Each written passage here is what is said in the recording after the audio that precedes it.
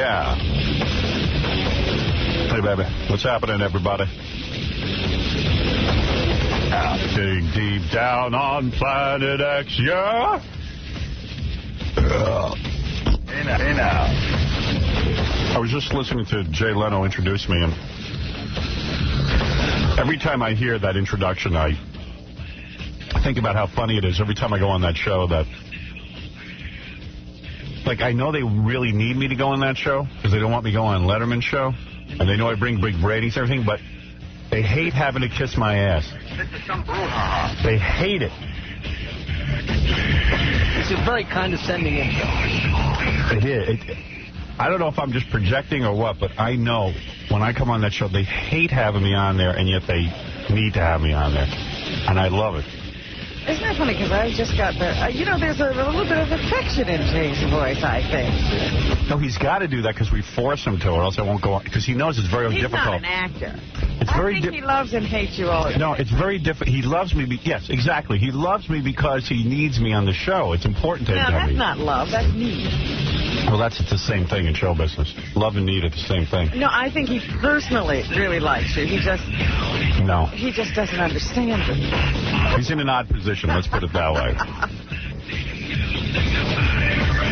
I went to one of those movies Saturday night, like you watch it, and like you don't even know if you're liking it when you watch it or you're hating it, American Beauty. Did you see it? Oh, yeah. Well, I told you. I came away and I decided I didn't like it. It's one of those flicks that is like one of those hippie flicks. It's like one of those, like, you know, like art house flicks.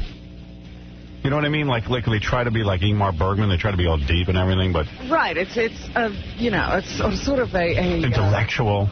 Right. But you know what? Ask kind of thing. But you know what? It's always the same thing. The kids in the house, it's about this family, but the kids in the house are always 10 times smarter than the parents. Right. How did that happen? Yeah, it's always that. The kids are like so worldly. They're so deep. And they understand everything. They see it all. Yeah, and the dad's always the guy going through midlife crisis and, you know... Or totally whacked out. Yeah. And Mom is... hysterical. Yeah, she's on pills. Right. She's whacked out. And then you got a hit movie. But although it wasn't such a hit. Well, you know, it's doing better. It still isn't in wide release yet. Is that right? And it was #3 at the box office. Wow. So they're building this audience with all this conversation that it's the greatest film ever. Three Kings is a cool movie. That did well. Yeah. But Double Jeopardy, #1 again, 2 weeks in a row. No. Three Kings was #1. No, Double Jeopardy was #1. No. You're kidding. #2, yes. I have to leave. You don't understand. All of show business is affected. Is that right? Yeah. Kings made 15 and Double Jeopardy made 17. You watched the Met game? Yeah. Yeah, it was great. What a weird way to win a game. It was cool. I think that the pitcher was so freaked out by Piazza, he just threw the wild pitch. Yeah. I really do. I believe that. I said, the game's over. It was great. I would have loved to see Piazza hit a home run. Yeah, it was one of those moments where you step up. One sports writer was saying that, you know, most of us would be freaked out, bases loaded, and you're the $91 million guy. Right, and, he claims that these guys live for that moment. I can't imagine. Well, if you are one of those guys, that's where it is. That's where the excitement is. Yeah. And that was one of those moments, and then the ball just fell. The pitcher, one way or another, that pitcher, he freaked out because he threw a wild pitch into the Mets dugout. Fine. And then all of a sudden... No, that was a new pitcher, wasn't it? Didn't they bring in a new guy to pitch against Piazza? No. Yeah, he wasn't doing anything. They warmed him up. Was that his first pitch? Yeah. Oh, my God. That was his first pitch. Well, you know what? Shea Stadium was sold out. It was almost like a playoff game. Yeah. So, that guy, I don't think he's used to playing under that kind of pressure, because Pittsburgh's been out of it for a while. Yeah, I couldn't believe they brought in a new pitcher just for Piazza. Well, I know they pitched out. Yeah. Yeah, you know why? That's how bases were loaded. Yeah. Because Piazza has more double plays than anybody in baseball, so they load the bases. You know, whenever you play like that, you blow it. Yeah. Right. But it was funny because Piazza, you could tell he was sort of nervous and it was a big deal and everyone's going, we'll see if he earns his money. And then he just took one step back and watched the guy walk in. Yeah, that was cool. But it was funny because he just went, I don't get my moment. I know. Baba Booey's wearing his New York Mets shirt. Oh, he's all excited. Big homo. Well, the Mets still have to play another game because they played so badly in September. Choke. Yeah. And the way they're talking, I don't think they're going to win. Oh, the way who's talking? even Mike Piazza, what he said was, the fans get one more game. That's nice. They're planning to lose. Well, I'm not sure what that means. What the hell does that mean? I don't know. I mean, you're reading something into that. I'm just reading that they'll probably lose anyway. Every time I heard him talk, he was like, these guys have played a lot of games. These guys are really tired. And so Cincinnati, they're tired too. Yeah, but Atlanta's not tired. Well, we haven't gotten to Atlanta yet. We're not up to that. You're trying to get to, and if you're tired already, you might as well stay home. Well... Did you get laid this weekend? Yeah, really. I just listen to these sports guys talk all the time, and when teams talk like that, they're going to lose. Robin's right in some respect. It'll be like they may be able to beat Cincinnati, and they might go to the next round, but Arizona and Atlanta, they've all been resting their guys. In fact, yesterday the Yankees didn't start one of their starters. They rested everyone. So you get to the playoffs. And that's what they've been saying about the Mets, because they were doing so badly, they rested no one. It was annoying. I had to watch the Met game simultaneously with the Jet game. I know, flipping back and forth. Yeah, and then I got so bored by the third quarter of the Jet game that I bailed out, and then, of course, they kicked Denver's ass. Well, that's exactly what happened to me. I got bored. But not only that, because I'd watched the Giant game, I watched the Met game, now I'm flipping, and I just said, I got stuff I got to do. I got to live my life. And when I woke up this morning and found out they had won, I was like, how'd they do that? But it was only about winning. The Jets threw an interception, and right away, Denver threw another interception back, and the Jets threw it was like ridiculous. I realized I had started watching the Giant game in the afternoon, and that was the evening, and I had already watched Mets and Jets, and I was just like, you know what? I'm not good at being a man. Sports started at like noon. Yeah. This is too much. I got the football package. So, while the Met game was on, He's got the football package on satellite. So I'm over at the Giant game, I'm over at the Titans game, the New Orleans game was great at the end. Then I watched the Mets win. Then I cook some dinner. Then I go back and watch more football games. Then I sit around watching ESPN News, waiting to find out when the Cincinnati game. He's a big shot, because I was talking to him on the phone. I go, hey, Baba Booey, how are you getting time to do all this? Really? That's a... How's your wife letting you do this? And he said he finally put his foot down. I did. Oh, really? You know what? My wife said to me, it was like 4 o'clock. There was still a good hour left of the Met game. And she's like, don't you think we should take the kids out and, give them some activity? And I go, I'm watching this game. And she gave me like a funny look. I said, I did not watch 161 games to not watch this one. Right. So she's like, all right. All right. Yeah, she couldn't argue with that. It's one game. Right. But, then when you get to the playoffs, it's always one game. Like, because now tonight, it's like, this is an they put the kids to bed because I'm watching the game at 7. Beautiful. So you put the kids to sleep? When? Last night? No. I put one of them to sleep. You did? Wow. He cooked dinner, though. You did? I did cook dinner. I opened up the barbecue and cooked. Did you wear a dress? What'd you make for dinner? Some steaks. Wow. Steaks and a little broccoli and some other... Baba Booey. Living La Vida Loca. La Vida Loca. Pretty good guy. Yeah. You see now? Inside out. There you go. Living La Vida Loca. I keep thinking of that poor steak when Baba Booey's teeth start gnashing on it. Yeah, the only difference between you and I is you hired someone to cook a steak. Otherwise, you'd... Yeah, I'm the first one to admit that I threw money at my situation. If you didn't have the opportunity to throw money at it, you'd probably have to cook a steak, right? I'd probably have to do a lot more. My wife used to nag me every day when I got home. You used to do stuff. We had Emily years ago. She's now 16, but I'm going to tell you something. I had my first kid.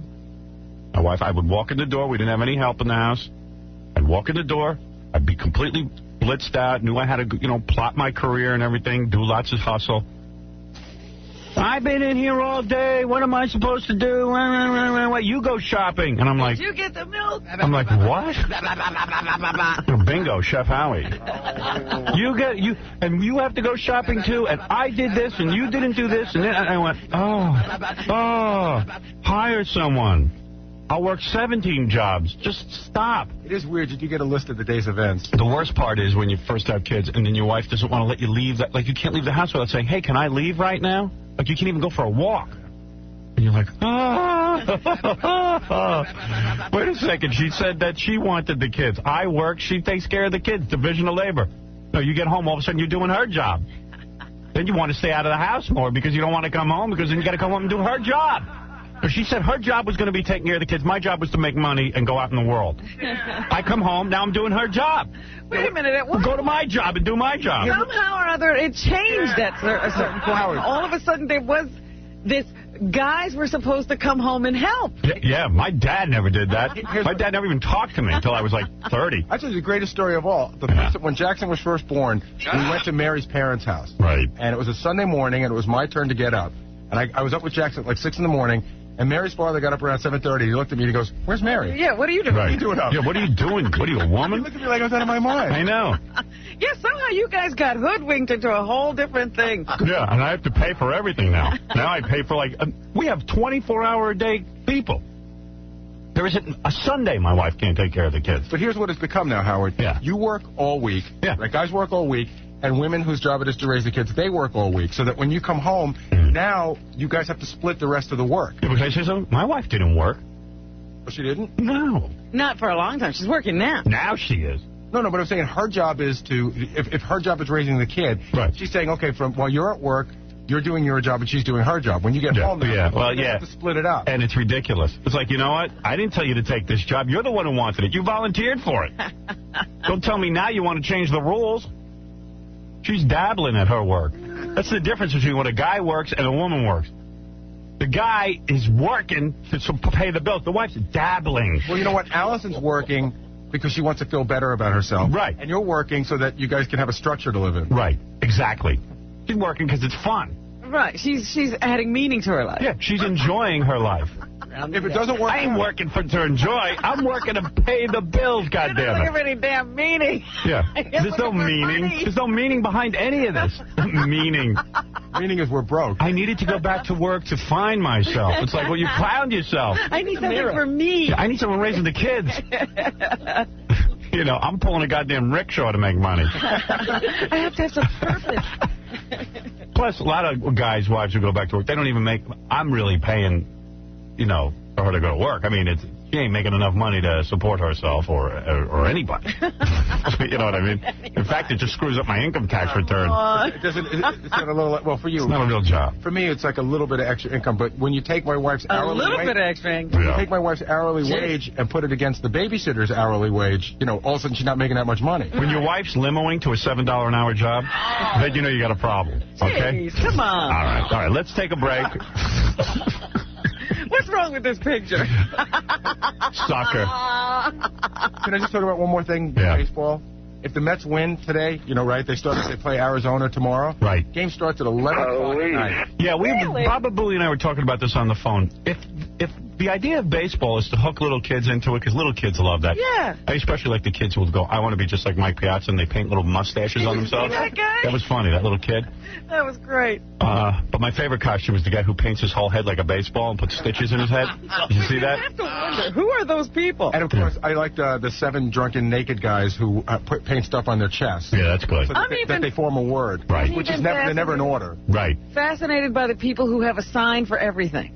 Yeah. Anything that happens, they hold up a new sign. Yeah, there was one guy out there. They caught him changing because like it was like keep hope alive or something. And then when the Mets won, he quickly changed signs to we're number one. Yeah. And we had a whole road show going. When the Mets won the World Series, Those people are severely damaged I people. know. when the Mets won the World Series in '69, there was this guy. He was the sign guy, and Right. everybody knew him. And the guy had 1 million signs. Right. And everybody loved him, and everybody knew him. And the Mets treated him like crap, so then he just left. Really? He had to pay for his own tickets, and they never gave him anything good. And he became the celebrity. And I guess he thought he should get more, so he just quit making Yeah, well, signs. hell with him. Really? So, so if the Mets, or baseball in general, wants kids, that's what these games are supposed to be for, so kids can see them and they become fans and then they grow up and have their kids come. Right. And everyone's talking about how baseball's no longer the national pastime because no one's interested. You put a game on at 11 o'clock at night. How's anybody supposed to see it? I can. I got to work. I ain't retired. Yeah, we're in bed a couple of hours before that game. Yeah. I might be up after sleeping to see that game. I was getting pissed when the NBA Finals started at 9 o'clock at Right. night. Or, they moved Monday Night Football back to 9. They tried it at 8 for a season. They moved it back to 9. But even a guy who's got a job where he's got to be in at 9, you can't stay up till 3 in the morning. No, it's crazy. It is I don't know what they're thinking. ridiculous. What are they thinking about? A playoff game at 11 o'clock at night? Well, it's 8 o'clock on the West Coast. Yeah, I know, but so what? So make it what? 5 o'clock on the West It's Coast. 11 o'clock to half the fans. Yeah. Fans who wanna It's see it. stupid. It's just bad planning. All right, listen, I got to take a break. I see there's a lot of people on the phone. I'll get to everybody. 2 girls are getting naked today and throwing up on High Pitched Eric. Is this the day for Yeah, they can throw up on each other and High Pitched Eric. We're going to meet a porn star who plans to bang 1,000 men and then marry her fiancé after she bangs the 1,000th man. Really? Yeah. Get right up and get married. Yeah, and Arnold Schwarzenegger's going to be on the phone. He is coming in as well in a couple of days, but he needs to talk to us on the phone first. Okay. And we'll be back right after these words. Way back. Yeah. Hey now. Hey now. Hey now, hey now, hey now. Hey now, hey now. I think that, you know what the big hype is now? Green tea.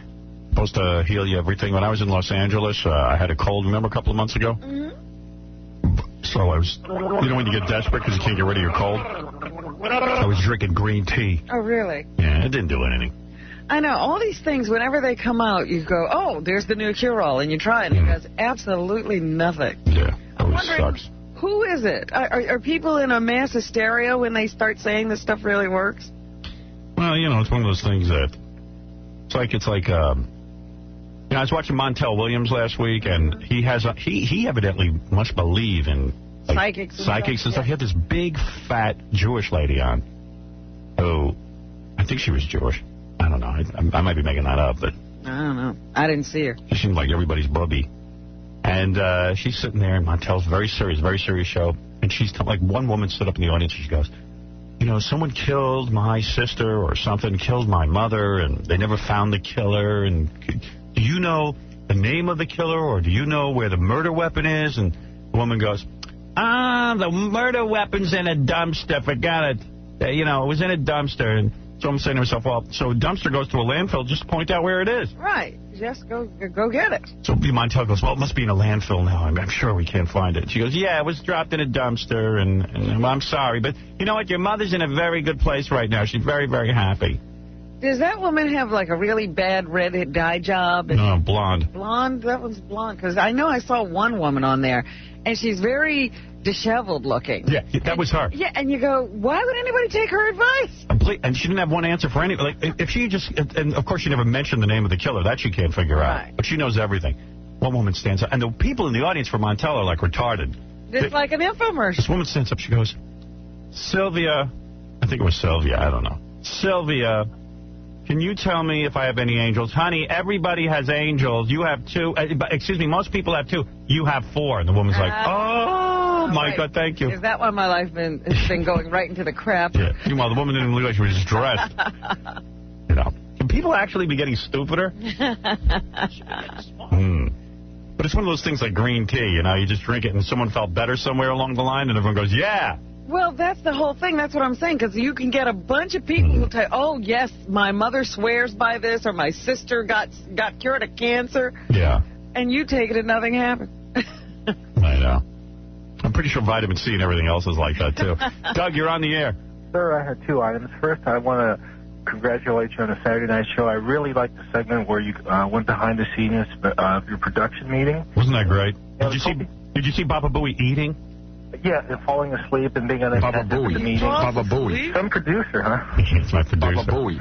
I was hoping, like, in the future you could show some more of that and perhaps insert yourself and explain why you reject some of those proposals.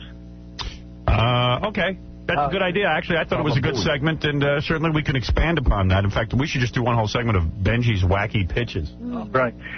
Second thing is, I want to congratulate you also on Entertainment Weekly declaring you its winner of the week. Yeah, I heard about that. I haven't actually seen it. It's in the issue with that stupid Buffy the Vampire Slayer. Buffy! Buffy! Buffy! You bring up a good point, but you bring up a good point about, but Sarah Michelle Gellar is a Jew. Maki. Well, that's different. I will never, ever watch an episode of that show again. The only reason I show is so good. Your recommendation. I'll still watch the show. I'll still watch the show, but I'm just mad she didn't stop by here the last time she was in town. Well, don't ever promote it. I know, but it's so good. I don't want to see it go off the air. I watched a lot of good TV, actually. There's another show that I kind of like. I don't know, the second episode wasn't as good as the first. This show called Roswell. Did you see that? I haven't seen it yet. I got to check that out. I keep forgetting. You might not like Robin because it's like high school kids. It's like my kind of thing. It's high school kids, except 3 of them Are aliens that remember that crash at Roswell that everyone's always. Well, it turns out those kids really did crash, and they were in incubators up until now. And who let them out? We don't know yet. Everything's a mystery. They don't even know. See, that's X-Files. That's right up my alley. They don't even know what planet they're from. They're trying to figure it out themselves. The kids don't know it. No, but they got special powers. Because they got powers. Howard, you like? Roswell's a cool show. Although the second episode, the sheriff thing is a little annoying. And then there's another couple of cool shows. I have been trying to get into that one that comes on Friday nights where the guy gets a whole new body and a brain is put into his head, and he's like this hunky guy, and he can run and jump and do all this stuff. Yeah, I haven't seen that. That's where it's almost like a Superman kind of thing. Where the fat guy's brain gets put into like a good-looking guy. Yeah, and he's still following around his old wife. He's young. He's like 23 years old now. He's following around a 40-year-old woman pining for her. Great. Hey, how many years did I say that they should make a show where they take my brain and put it in Tom's beautiful face? Right? Yeah, that's exactly what it is. The other show I watched that was pretty good, it started out real bad, but now it's getting cool. It's Popular. Is it? And you know what's weird? I was reading an interview in TV Guide. There's this hot blonde chick on Popular. And I'm reading it, and they said, learn what she has in common with Howard Stern or something like that. The chick goes, my first acting job was in Howard Stern's movie. Really? The blonde chick on Popular. And I'm looking at it, I don't recognize her. And then she goes, I was the tour guide during the NBC scene when the woman's eating the sausage. Is that right? But she had dark hair. That's why I didn't recognize her. And I thought she was kind of cute that day. But actually, I hardly said a couple of words to her, but she said I was real nice to her on the set and made her calm because she was real nervous. Thank God. I was nice. And from there, she's gone to Popular. Yeah, because at least she didn't badmouth me in TV Guide. Right. Now, what's this Entertainment Weekly thing? Oh, Entertainment Weekly. And let me say something. It's very nice of Entertainment Weekly to point this out because people in show business are now in full blown-out denial. They can't figure out how the hell it is that my production company, the Howard Stern Production Company, has 4 television shows on the air. I've got the E! Show, I've got our Saturday night show, I've got this new show coming out on FX called Son of the Beach, which I'm the executive producer of, and another show called Doomsday coming out on UPN in a year. And so Entertainment Weekly said the winner of the week is Howard Stern. His production company has more shows on the air. I've never had a show that I pitched that didn't get on the air. And they drew a caricature of you as a dog. Oh, is the dog from the show? It was flattering dog. Oh, thank you. Flattering dog. Well, actually, well, right. In Doomsday, I will play the part of a dog. So, you love shows about adolescents and teenagers. Is your production company in any sort of development stage about a show like that? I don't have any material like that. But I'm always looking for material and looking to team up with people and do different projects. And I would like to do a teenage kind of show. But it's got to be something different and something unique. I don't want to do, something that's been done already. Have you seen the show that comes on after 90210 called Get Real? No. Oh. I saw Freaks and Geeks. That wasn't that good. Oh. Everybody was raving about it. Nah, that's not that good. How about this new one with Rebecca Gayheart? I haven't seen that either, but she's hot. And that's a Kevin Williams, the guy who does Dawson's Creek. Yeah, well, the only problem with Rebecca Gayheart is she kind of ruined herself for me. She did a spread in Bikini Magazine. Her skin was sagging. Skin was sagging, and there was hair all over it. It looked like it was like a nuclear accident and was about to fall off. Right? Really? Did you see that, too? Because she looked horrible. How could they do that to her? I don't know, man, but what they did was real graphic kind of like close-up photos, and there was hair all over her face and her body. I remember you talking about how, you were turned off because she was so hairy. She was hairy, and like this guy says, her skin was sagging. Yeah. Leno had on Friday night Kerry Russell, Felicity. Yeah. And he starts asking her how she lost her virginity, who she lost it to, who she's currently banging. And I'm looking at this, I said, geez, where does this sound familiar? Did he say banging? Well, he didn't say banging, but like, who are you currently dating? Who did you lose your virginity to? Where did you lose it at? How old were you? Does your father know about it? Right. Et cetera, et cetera. Yeah, well, listen, I've changed television. The way people, even these sitcoms now say penis and masturbation. And everything is sex. Yeah. I mean, people have loosened up, and Jay Leno, of course, is getting schlonged now in the ratings. Between him and Letterman, I think that both of them don't even have a decent-sized audience. And you know what's ironic about it is that actresses like Kerry Russell or Rebecca Gayheart won't come on your show because they're afraid of somebody asking them sexual questions. Yeah. Yet yet there's, they'll do other interviews and just don't realize that they're being asked the same kind of questions. Dude, it's okay. Yeah, the fact of the matter is I get very little credit. They're not even going to answer, Jay. So at least when I see Entertainment Weekly saying that I'm winner of the week, I appreciate it because, quite frankly, all of show business is in denial. But this named you the winner of the week before, too. Yeah. And they sometimes name me loser of the week. Yeah. But what's the difference? Am I a loser? Am I a winner? I'm me. Thank you. That's Buffy. Right. I've let all of television into the bedroom. Hey, this is weird. And then I'll get to the rest of the phone calls. And yes, I will play the Roseanne and Tom argument. I'll do that in about a half hour or so. This is weird, man. You got to hear this. What do you make of this? The Guinness Book of Records, 1999. The new Guinness Book of Records, okay? We're going through it. Baba Booey says to me, you got to read this. Okay. Baba Booey. In the Guinness Book of Records, it's always like the oldest known tall man, or you know what I mean. There's always some record. This is weird. This is called body phenomena. Okay. For example, they have the oldest conjoined twins. When people are born at birth with twins that are joined, sometimes they don't live very long. It's Chang and Ang Bunker. You've read about them from Thailand. They were born in 1811 or something. They lived for God knows how long. Okay. They were an attraction in the circus, blah, blah, blah, blah, blah. Most successful conjoined twin of modern times. Andy Garcia.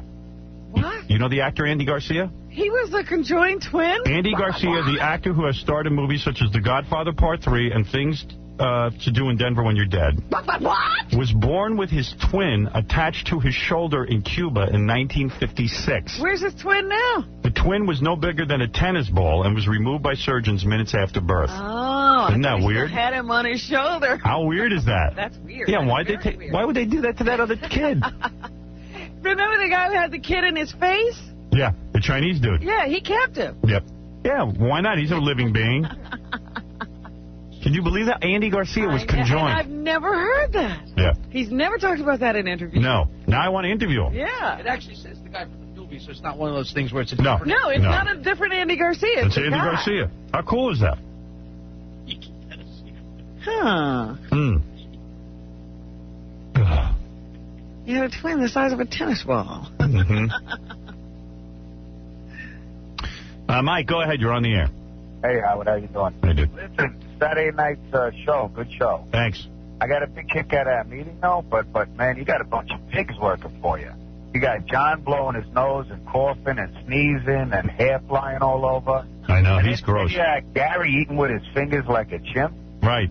If you're a germaphobe, how do you let all this go on? I mean, there are more germs flying around at that meeting than when people throw up on each other. I got to show more of that meeting tape. Everyone also said, I didn't get to see the final version. I just saw the rough cut, so I didn't see this.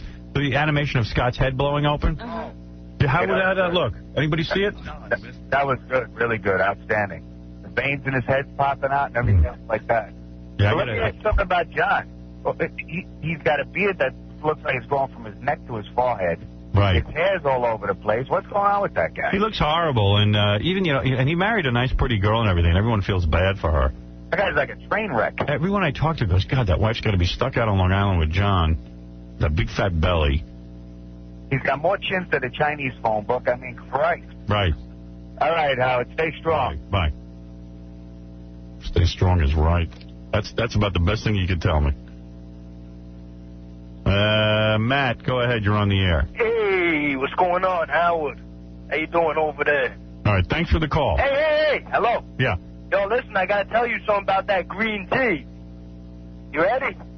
Hello? Yeah, come on. F. Jackie. Oh, so exhausted. Yeah, Glenn, go ahead. With him for that. I hope I'm a lot better than that last caller. How's it going, Howard? Hey, man. Hey, just on Saturday nights, watch a show, watch the E! Show. Wondered, everyone's got those stupid videos coming out, like Springer, the Uncut. When's the Stern Uncut coming out? Well, we can see these boobs on these girls. Well, maybe one day. It's just I'm so busy with a lot of different things, and I don't have to make a buck off the audience every 5 minutes. Okay. Well, that's a good way for your wife to make a new job for her. That she better make him in the basement like Jackie's wife. Oh, we got Jackie's wife. She's used to doing it. Yeah, right. All right, later, dude. Take care. Right. Get that mail order thing going right away. Our head would explode. We'd have some real orders going. Foo, you're on the air. Go ahead. Hey, what's up, Howard? Hey, man. Finally had hot monkey anal sex with my wife. There you go. It only took me 14 years, but I finally... The butt. It took me, it's a lot more difficult than you think. It took me like 19 years before I got it. Hey, really? Yeah, and I haven't gotten it since. Like, remember I did it like 2 or 3 times? And Right. Dude, I thought it was just like twice. that was like, yeah, like maybe twice. Yeah. And then it was like it never happened again. And it's like for a man, it's like climbing. It's the climbing of Everest. Exactly. Let me tell you how I did it, Howard. I'm a state correction officer with the state of New Jersey. Right. And you hear a lot of. Tell the story if I don't show you how to do it. But let me tell you how I did it, Howard. Calm down. You're not listening, sir. I can't put that on the air. I'm trying to clean up your story. Okay, all right, let me. You said you saw some wacky stuff in prison. Right. And you said to your wife, you came home and you wanted to apply Kool-Aid. Is that better? Just keep going. Just keep going. Yeah. Okay. So she said, what is that all about? I said, well, it's anal sex. She's like, what would possess you to come home and say something like that? And I said, well, you work around with these filthy convicts, you pick up some of their lingo. So she said, all right, I'll try it. You've been asking me for years and years and years, so we finally did it. Well, let me tell you, Howard, it was unbelievable. Right now, and I got a boner right now. Just thinking about it. Yeah, listen, I'd love to do it to you, Robin. So you like it better than vaginal sex? Yes. Yes. Absolutely. Wow. Absolutely. Hey, Howard, listen. Robin's writing a manual on it. Oh, please. Hey, Howard, last week you gave away a Bravado watch for that. What do I get? You got your wife's butt. Please. Rick, you're on the air. Now people are doing it to get watches. Yes. Yeah, Howard. Yeah, they messed up the Saturday night show here in L.A. Why? They ran the Heather Locklear segment twice. How's that possible? And then they cut the Pamela Lee segment, and I didn't even see the production movement part, the production meeting. That was completely cut out. Really? How could they do this? Someone's writing me a note on the computer that this is true. How do they do that? What is going on? Who said this is true? How do they know about this? I have it on tape. Howard, we got tons of calls, and I even got a bunch of emails about it. Well, why am I bothering putting this show out? I mean, Gary, do you know anything more about it? No, I saw an email first thing in the morning, and then we've been getting these calls, but I don't know anything about it. I mean, they cut out all the good... What, did they edit the show? The email that was sent to me sounds more like they just were inept at running it rather than editing. Yeah. So they just kept running the same thing? But how do you do that? How do you rerun the show? How do you even manage to do that? Especially the Heather Locklear part, they ran that twice, back to back. Oh, for Christ's sakes, you missed some of the best stuff. The production meeting was non-existent. Oh, my God, that's such good stuff. Oh, I'm sorry to hear that. I mean, this is what I mean. What am I doing in this business? There's such we work so hard on these programs. You put them on the air and some idiot can't run them right? I mean, how can you screw that up? How do you even manage to screw that up? Explain that to me. Isn't the show, like, sequential? Well, don't they have to stop it in order to put in the commercials? Yeah, but... Then the guy... What, you got to hit rewind? Yeah. Stop it. You started. That's Los Angeles. We're not talking about Oshkosh. Yeah. Yeah, I mean, that's like the #2 market in the world. Oh, for crying out loud. You got to be kidding me. Nope. I've never heard of anything like that happening. And I was thinking, too, I went like, oh, man, the show's so good this week. Oh, I'm sorry to hear that. I'm sorry for me, not for you. And Scott was great. The veins popping on his head, that was really funny. Did somebody cue that up? Anybody get that on tape here and cue it up for me? I want to see it. And Howard? Yeah. Elvis's fat hillbilly corpse. When those girls come in to throw up, let them throw up on me. I deserve it. What is it? Gary Garver on the phone, ladies and gentlemen. I'll be playing some funny interviews from Gary Garver later on. Yeah, Gary. Hey, how you doing, Howard? I just want to tell you about what happened on Saturday night, that they screwed up the show. How did they do it? Well, they ran the second segment of the show twice, and then they cut. What they do is when Pamela Anderson was being interviewed, they just cut to a commercial like halfway through the interview.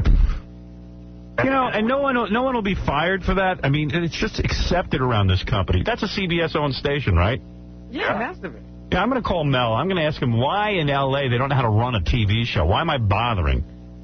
And, you know, the bummer was that during the Sharon Osbourne Insane Clown Posse fight, they did the same damn thing. Cut it off? Yeah, cut it off.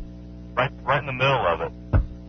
Was it a case of censorship or idiocy? What it probably was, it was just idiocy, because once they missed a segment, now the timing of the show was off. Yeah. They were trying to get the commercials in. Right. You know? Yeah, that's important. All important commercials. Yeah, we got to we screwed up, and now we got to get the commercials in. That we can't screw up.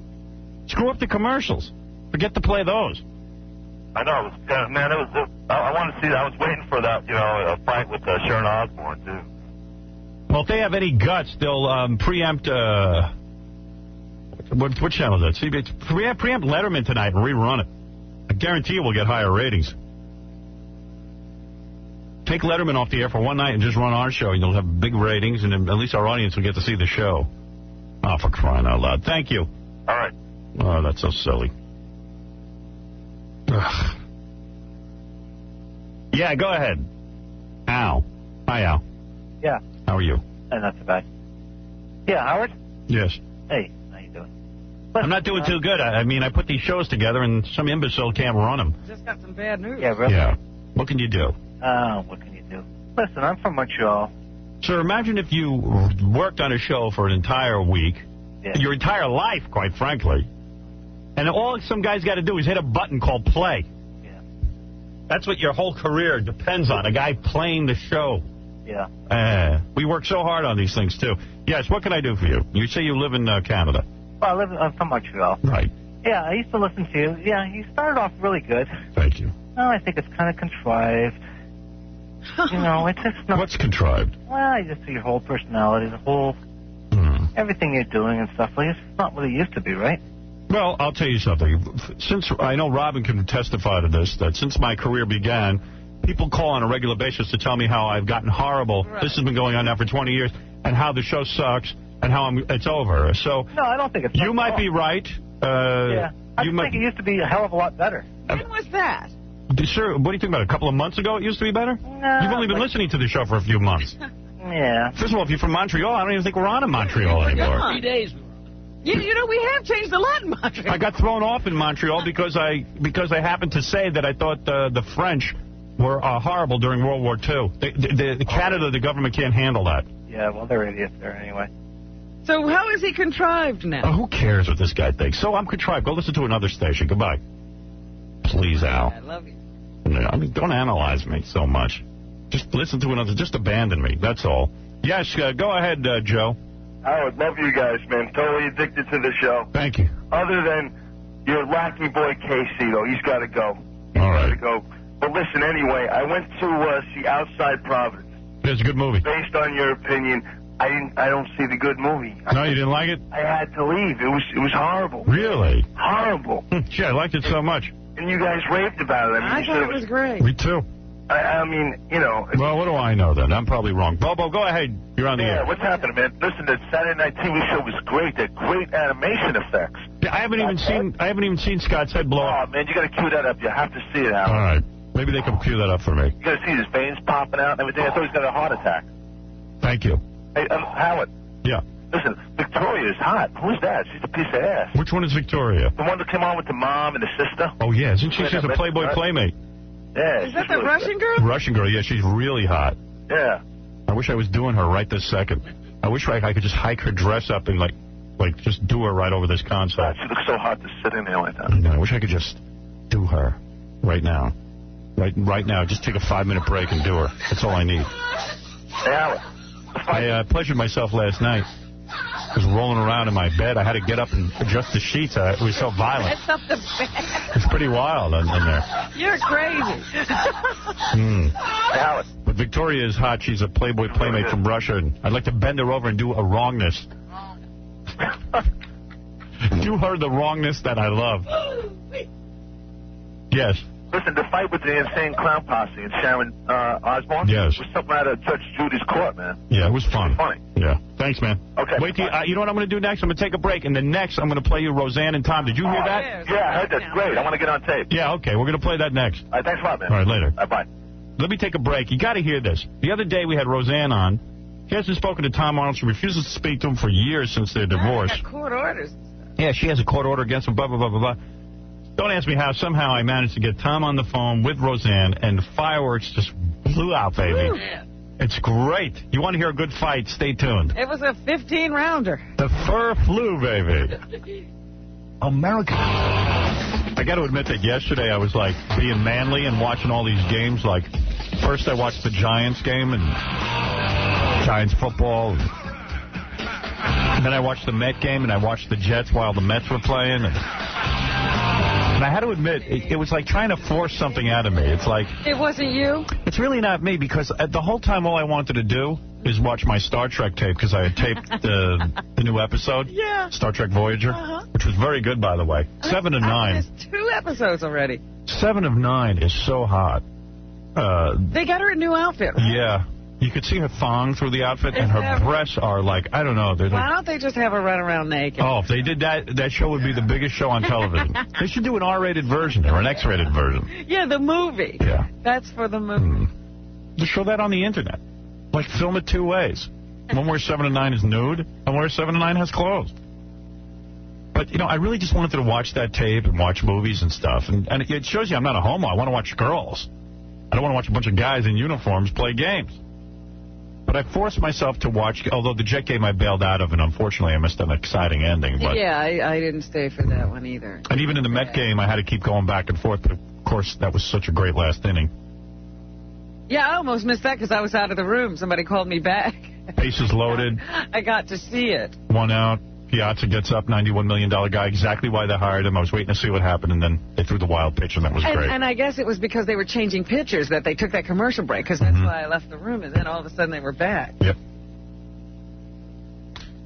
You know, but I have to force myself to watch it, because I know I should watch this stuff, because I'm a guy, and I should know about what's going on in football, and plus I'm on the radio. Especially this time of the year, when everybody's talking about it. And tonight's game, I'm not even sure what channel it's on. Probably ESPN? It is ESPN. Check it Okay. It's hard to tell where these, you know, it used to be one station you turned to, and that was the Mets. No-brainer, right? That was the Yankees. Yeah, and they haven't really publicized it because it's a surprise game in a sense. Nobody expected it to be happening. Yeah, but now the game could be on channel, I forget who carries what now, but it could be on channel 9, it could be on channel 11, it could be on channel 5, it could be on channel It's ESPN. 28. ESPN. Hey, you gotta. I read this in the paper today. This is so funny. This is Delta Burke. We were just talking about this. You remember Delta Burke? She was real thin, and she was like this actress, and then she got fat. She weighed like 900 pounds. On tomorrow's Extra, Delta Burke reveals the secret to her success in shedding 80 pounds. She lost 80 pounds. And why she no longer obsesses about food. You know how she lost the weight? How? She's a diabetic. The doctor said you'll die if you don't. Well, let me tell you something. First of all, we were already betting how quick, you know, it'll take a month for her to gain this weight back. She can't, because if she does, it'll kill her. Oh. See, she's got the ultimate incentive. Oh, I see. It's not like she just lost weight. Oh, it's the Leslie West diet. She got really ill, yeah. Oh. Isn't that cheating? Yeah. Burke also talks about her new movie and her successful clothing line. Wasn't she the one, like, a couple of months ago, she's real comfortable being fat? Right. She was, she was not going to try to lose weight anymore. And that's why I'm saying this was a forced situation. She wasn't trying to do anything. Wasn't she the broad girl, fat is healthy, too many women worry. I look good. I don't care. I'm starting a big woman's clothing line because they don't make clothing for people like me. So now she's sick. She's thin and crowing. Right. Because she got sick. And now we're going to hear all about her diet and how food is no longer an issue for her. Right. Yeah, you have to practically die before it's not an issue. Yeah, because a doctor has told you. Yeah. Get a grip. Ridiculous. It's an outrage. I haven't even played the Backside Boys today. Everybody's singing I was just thinking about that. Are we forgetting about the Backside Boys? No, I haven't forgotten. Well, you want me to do... You see, we got a busy schedule, and I want to make sure to play Roseanne and Tom yelling at each other. So let me do that now. Okay. Because then the two girls are going to be here to get naked and throw up on each other. With high-pitch Eric. And the porn star's coming in, too, who's going to bang 1,000 guys. And then marry her fiance after the 1,000th guy. You know, they're the lucky man. This Roseanne and Tom thing happened at about 10 of 9 the other morning. Yeah, it was late in the show. Roseanne was here, and she said, look, I'm not talking to Tom. I have an order of protection against him. I don't like him. And I said, come on, let's get him on the phone and find out what's going on. And she said, oh, all right. And then this happened. This incredible piece of tape you're about to hear. Really, listen to this. This is Roseanne and Tom together again. For the last time, probably. Tom? Hello. You're such a Howard. You are such a chicken. You have to say you will come on my show, Howard. Howard. I'm too famous. Right, listen. Tom, did you ever tell any of Roseanne's friends? Roseanne is not talking to you. I'm talking to you. Right. All right. I'm just in the middle. Right. Did you ever tell any of Roseanne's friends? No, I did not. Did you take $2 million of her money and put it in a shoebox? No. You never said that to anybody. What happened to that money that was in the safe, Tom? You all mean that the cash you had? $48? No, the $380,000 in cash that you showed me. That I showed you? Yes, you showed me in my closet. You said, I keep this in case there's an earthquake so we can get out. What happened to that? Get out and you, what? The planet? Tom, was there $380,000 in a safe? No, I think at one time there was probably about $80,000. No, Tom, there wasn't $80,000. If it was $380,000. Wait a minute. A minute ago it was $2 billion. Well, that's what you told my friends. That's a lie. Who's your friend? He's here. Who is your friend? Get him on. Should we bring him in? Yeah. Sure. Where is he? Bob? Bob, witness number 1. Who's Bob? Bob Anya. Who is Bob? Who is he? You met Bob with Louie in Minneapolis. Tom. Bob, step up to the bathroom. What's Bob's last name? Bob, who are you? Identify yourself, please. I'm Bob. Bob what? Bob the friend. Friend of Roseanne's? Yes. Are you Roseanne's lover? No, I'm not. You are not? No. Just a good friend. Works with Are you attracted to Roseanne now that she is very thin? Who couldn't be? Exactly. Did you tell Tom, when you met, where did you meet Tom Arnold? At the Comedy and Magic Club. How many years ago? Probably about 8. 8 years ago. And you're saying that Tom told you. What did he tell you? Let's hear what he told you. Tom whispered that he had $2 million in a shoebox that she doesn't know about. Okay, so I just told that to you, some strange guy named Bob at the Comedy Magic Club 8 years ago. Yeah, well, you guys were there together working. And I just went up to you, this guy I didn't even know, and said, hey, you know, I got $2 million in a shoebox at home. Well, you were talking to us and another person who should remain nameless right now because we don't need to bring another. Who is the person? But doesn't that seem kind of strange that I would just go up to some No, people? you were talking to somebody that you knew. That was a mutual friend, and I was standing there. Let me tell you something. If anybody had $2 million, we had great business managers.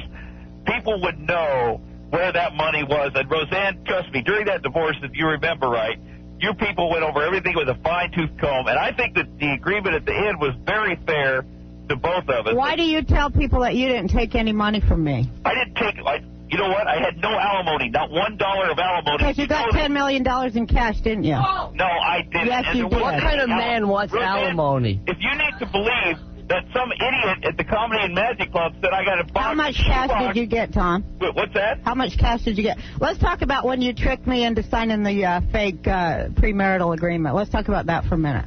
What fake premarital agreement? When you got the lawyer, remember? Your lawyer that you got? I'm going to tell you something. I don't know what kind of people you got working you over. Well, let me ask you. Well, since you or after? Okay, why don't you say how much money? I'll tell you what money was given. How many times did you hit me, Tom? That's bullshit.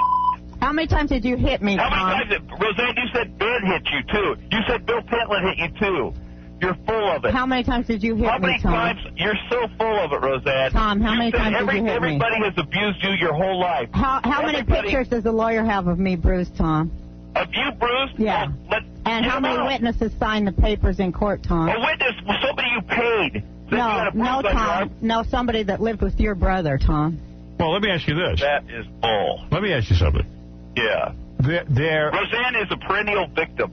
That is her whole thing. Actually, I'm not anymore, Tom. You said Ben beat you up a year ago. No, I didn't say When you that. got divorced from Ben, that's BS. You did. No, I didn't, Tom. You've done it every time. You went on Howard's show and apologized to Ben. Yeah, I did. Responsibility. Okay, but that's because you said that.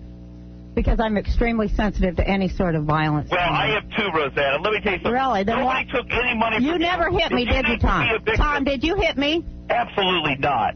Really? Absolutely not. You never raised your hand to Roseanne? No.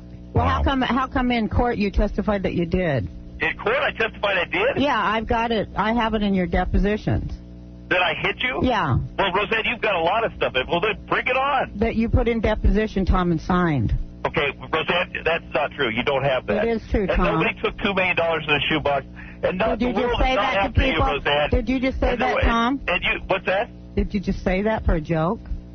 No, I never said it. If you got Did you have sex with Kim Silva while we were married, Tom? If you've got legal papers, Tom, did you have sex with Kim Silva in front of my kids in the kitchen? Are you insane? Did you grab her butt in front of my daughter when I was in the other room, Tom? What? Did you?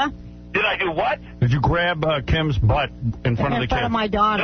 No, I did. I don't know what you're... No, this stuff wasn't even in the divorce. This is new stuff. This is stuff This is all new. Roseanne, have you been sitting around making this stuff up? Do you have to be a victim? Here's the truth, Roseanne. You're still probably upset about our divorce, and you've got to come up with so much crap to put on me, and it's all BS because you can't deal with it, the fact that it didn't work out. Tom, did you tell my agents I didn't want to do any movies unless you were in them? Oh, yeah, I did that. Yeah, you did do that. No, you know what I told myself? I didn't want to do any movies unless you were in mine. No, that was after you got big in the movies after I divorced you, Tom. Hey, wait a minute. You don't want to say that. What shoebox holds $2 million? That's what I want. Yeah, Roseanne, you know what? All this stuff is fantasy. Here's what happened. It didn't work out. It didn't work out. And when you talk about Kim Silva, which you shouldn't do. Why did it not work out? You're the one that got naked with her and came. Yet you don't. Well, I don't even want to get into it. All right, listen. It seems to me in a divorce, if you gave Tom $10 million, there That's would be... a lie. That is What was it, $8 million? 5. Okay, $5 And the value of the 2 houses, I made more than $5 million, Roseanne. On what? Well, I had 3 TV shows. I produced. What do you mean you produced them? Well, I didn't produce that last one that was on WB. I produced your show, too. You didn't do on my show, Tom. Well, then how come it went in the after I left?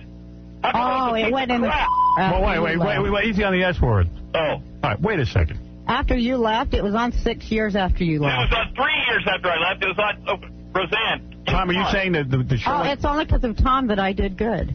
Oh, I realize it. That's what he said in court, too. He made me a star. That's what he said. Oh, are you crazy? He said he was my manager, too, and wanted a fee for that in court. But you just said you're my manager. Well, it seems if you gave Tom $5 million, that's the reason there would be no alimony, because he certainly would have an income off of the $5 million, right? Right. Well, here's the thing. Yeah. Roseanne, don't you have $1 billion? I saw in an interview you said you had $1 billion. Actually, I don't, Tom. You took half of what was left. Now, wait a minute. Okay, I took all your money, and I ruined your career. No, you didn't ruin my career. I'm still working. Yeah, okay. You ruined your career. Okay. How is your career going? It's going good. Good.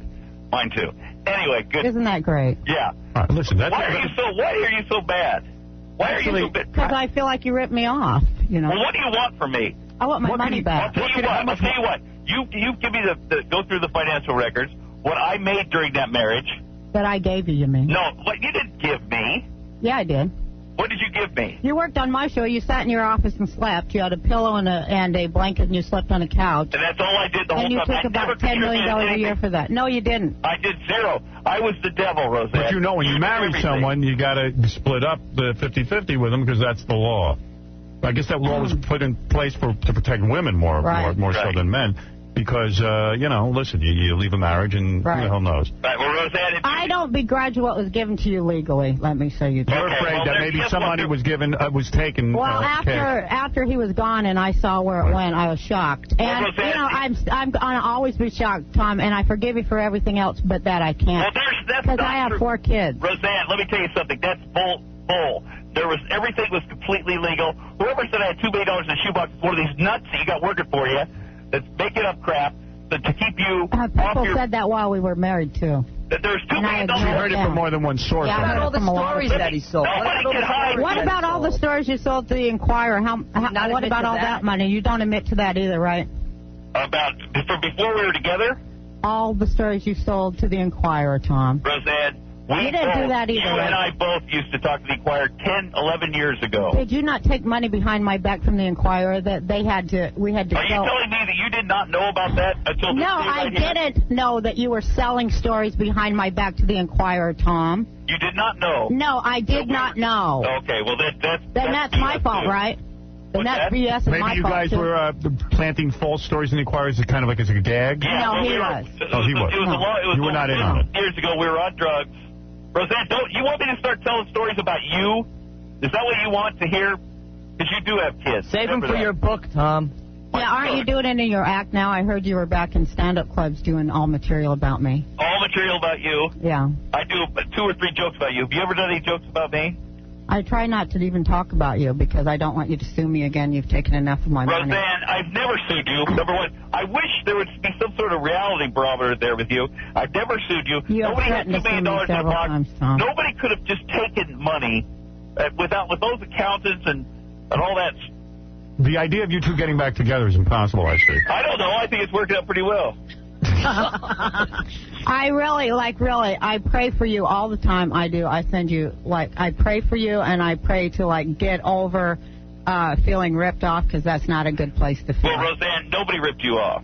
Well, Tom, you did. No, I didn't. Well, she has this feeling that there might have been cash in a safe. Tom, the day that I finally left you, everyone who worked for me lined up in a big line and came into my dressing room and one at a time told me things, one at a time. And there were about 10 of them. And, they all made sense. And guess what? You don't work with any of those people anymore because you fired them, too. Oh, I do work with a couple of them still, okay, Tom. but you know what? People are always looking to break couples Did you up. tell stories to the Inquirer, Tom? Did I what? Behind my back.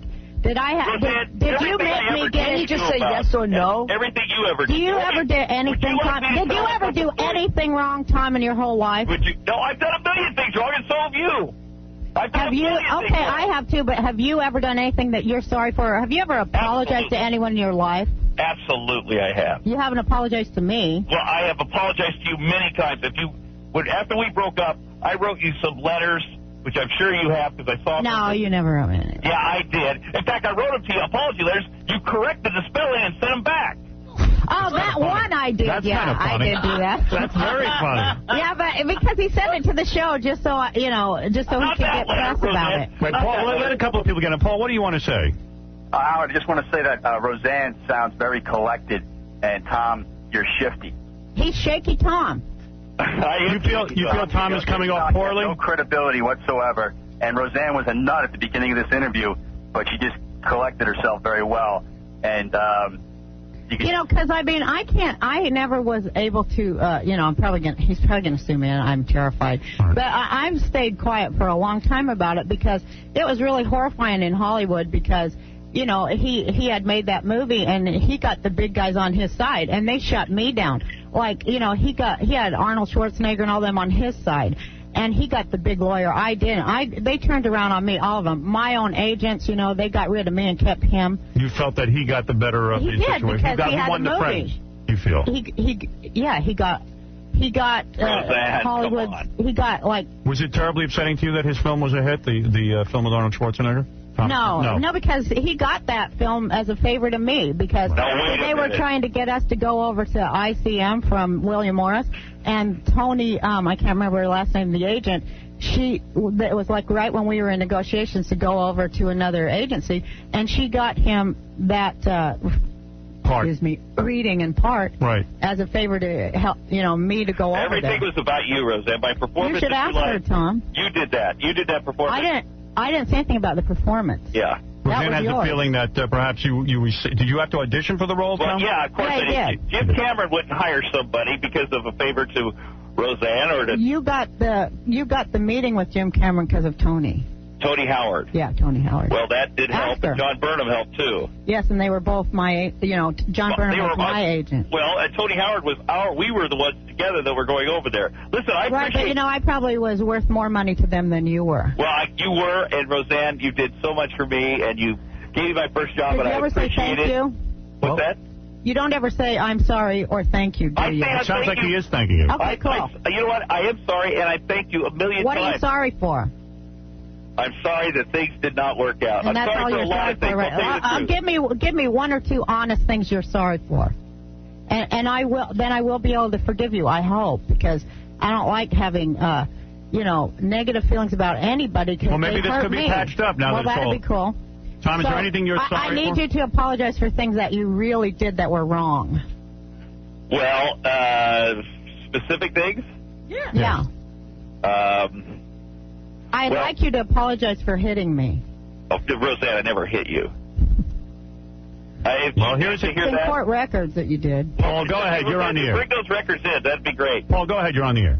Hi, good morning, guys.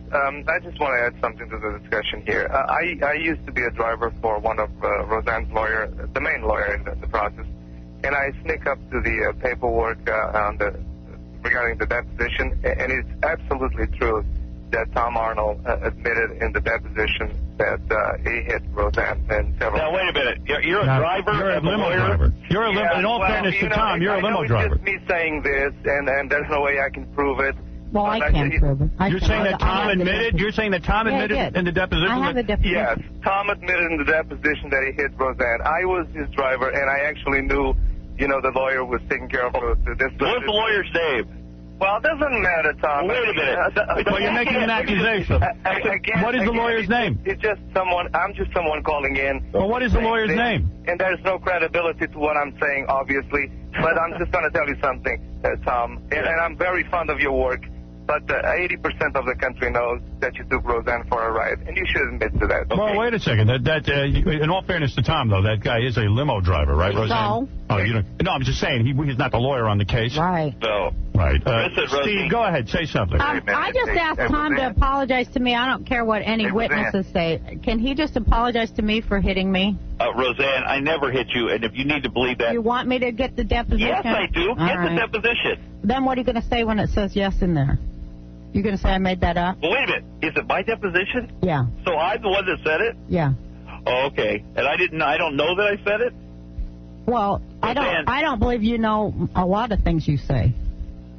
Okay. All right, well, then you better get that, because it's not true. Steve, go ahead. Hey, Roseanne, you're the bomb. Tom Arnold, you're the bomb. Howard's the bomb. Hey, for years, women have taken advantage of men. Now it's finally been turned around. Oh, hey, Roseanne, okay. So I watch Roseanne on the regular. I love Tom Arnold's movies.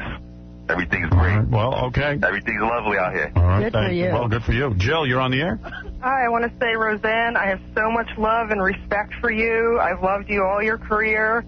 I'm sorry that Tom Arnold has to be a Pisces. I apologize for all Pisceans of the world. You feel Tom is coming off badly here? I think that every time he was on her sitcom, he was always obviously coked up. I think that he should... Tom, is there any truth to that? Were you on coke during the sitcom? During the sitcom, in December, I will have been sober 10 years.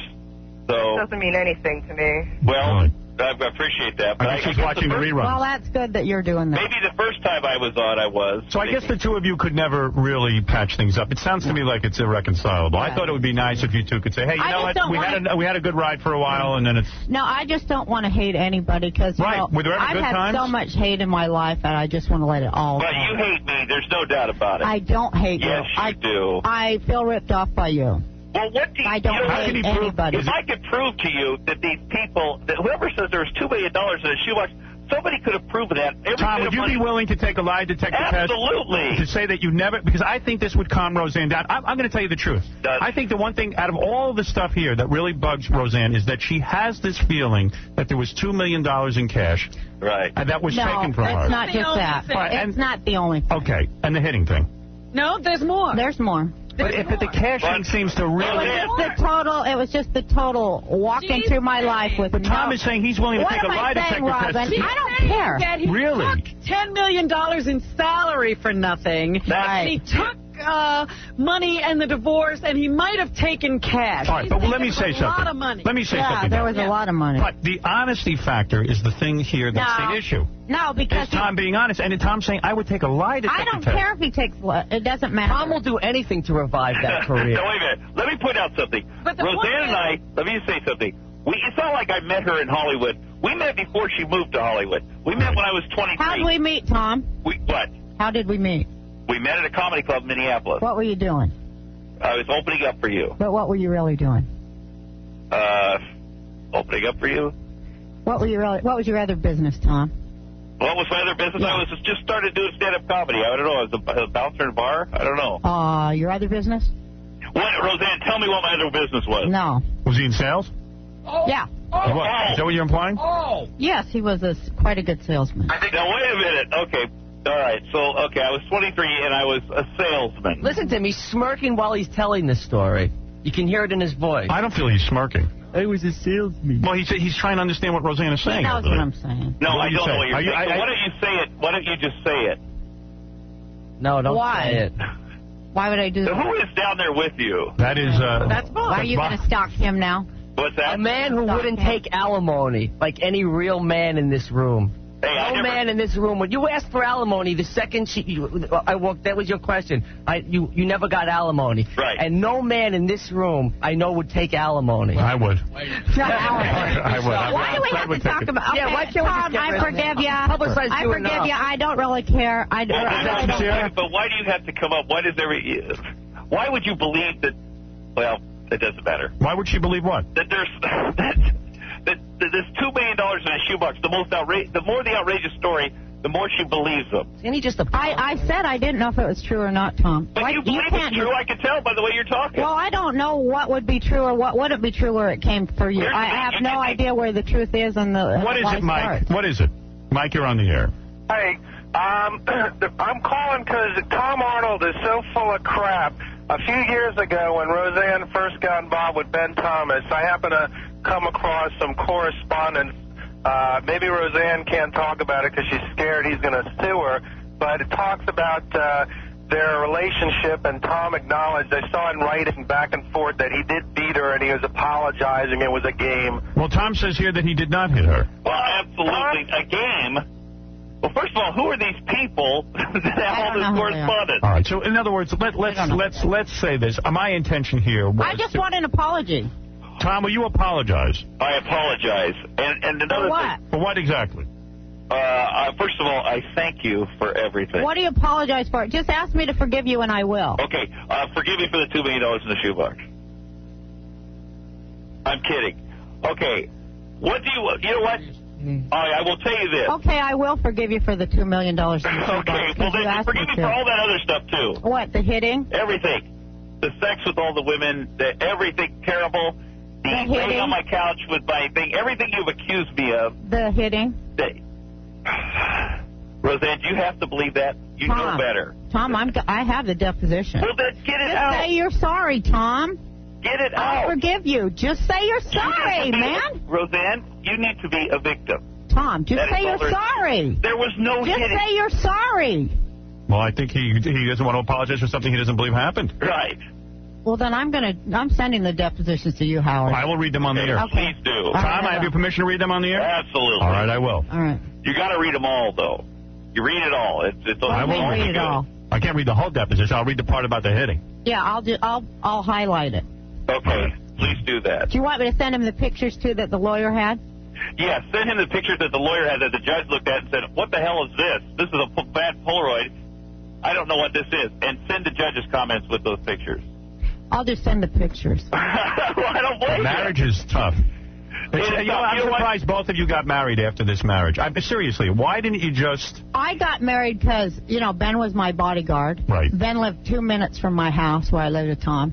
And I would call Ben over all the time to sleep in my spare bedroom with the doors locked because I was terrified of Tom. And, if it wasn't for Ben, I always say and always fear, honestly, especially like the OJ thing, that I do fear him. I do. Are you afraid that he could kill you? Yes, because you are. I've seen he has a lot of faces, and some of them are scary. You're afraid that Tom would kill you? I still am. That's why I have armed. Listen, if I'm, and I'm saying I'm nutty too. Right. But I always have armed policemen with me because yes, I do fear. You fear for your life. For my life from Tom, I do, and that's why Tom, I have a lifetime restraining order. Did you ever hit Tom? Yes. You did. Yes. In self-defense. I hit him for a lot of reasons. Right. Sometimes you would instigate the hitting. No. No. Never. I usually was just trying to push him out of my way because the one thing he likes to do is stand in front of doors so you can't leave. I will say I did do that. Push you into walls. I'm sorry I did that. Yeah, and push you into walls to keep you from leaving rooms. Pick you up and throw you on things to keep you from leaving. Do you apologize for that, Tom? Well, I do apologize for blocking her from leaving rooms. And how about for standing on my feet and screaming in my face? Was he at least... For what? Standing on my feet, and you outweigh me by 100 pounds, standing on my feet and screaming in my face with your hands on either side of my head. I don't, Roseanne. Was Tom at least a good lover? No. No. Not even that? No. Nothing. You know what? Why would you, after knowing me for 6 years, after we were friends for 6 years, why would you come to me and say, let's have this relationship? If I was such a bad guy, I had nothing to offer. I'm an idiot. I'm a bad in bed. I lay on the couch all day. What was it about you? You didn't lay on the couch all day. What's I that? didn't say you laid on the couch all day. You said I laid in my office all day. When you were working, yes. Right. You have said you faked orgasms with Tom. You have said that. Oh, it's a joke. I fake them with everybody. Oh, you do? I'm faking them right now with you, Howard. Let me tell you something. If you were with me in the sack, you wouldn't have to fake. You would not. Women just fake orgasms. You think that you don't? Have you ever had a real orgasm? Of course. You have. Of course. Women, you're telling me that women are that cold that they have to fake an orgasm? Men fake them too.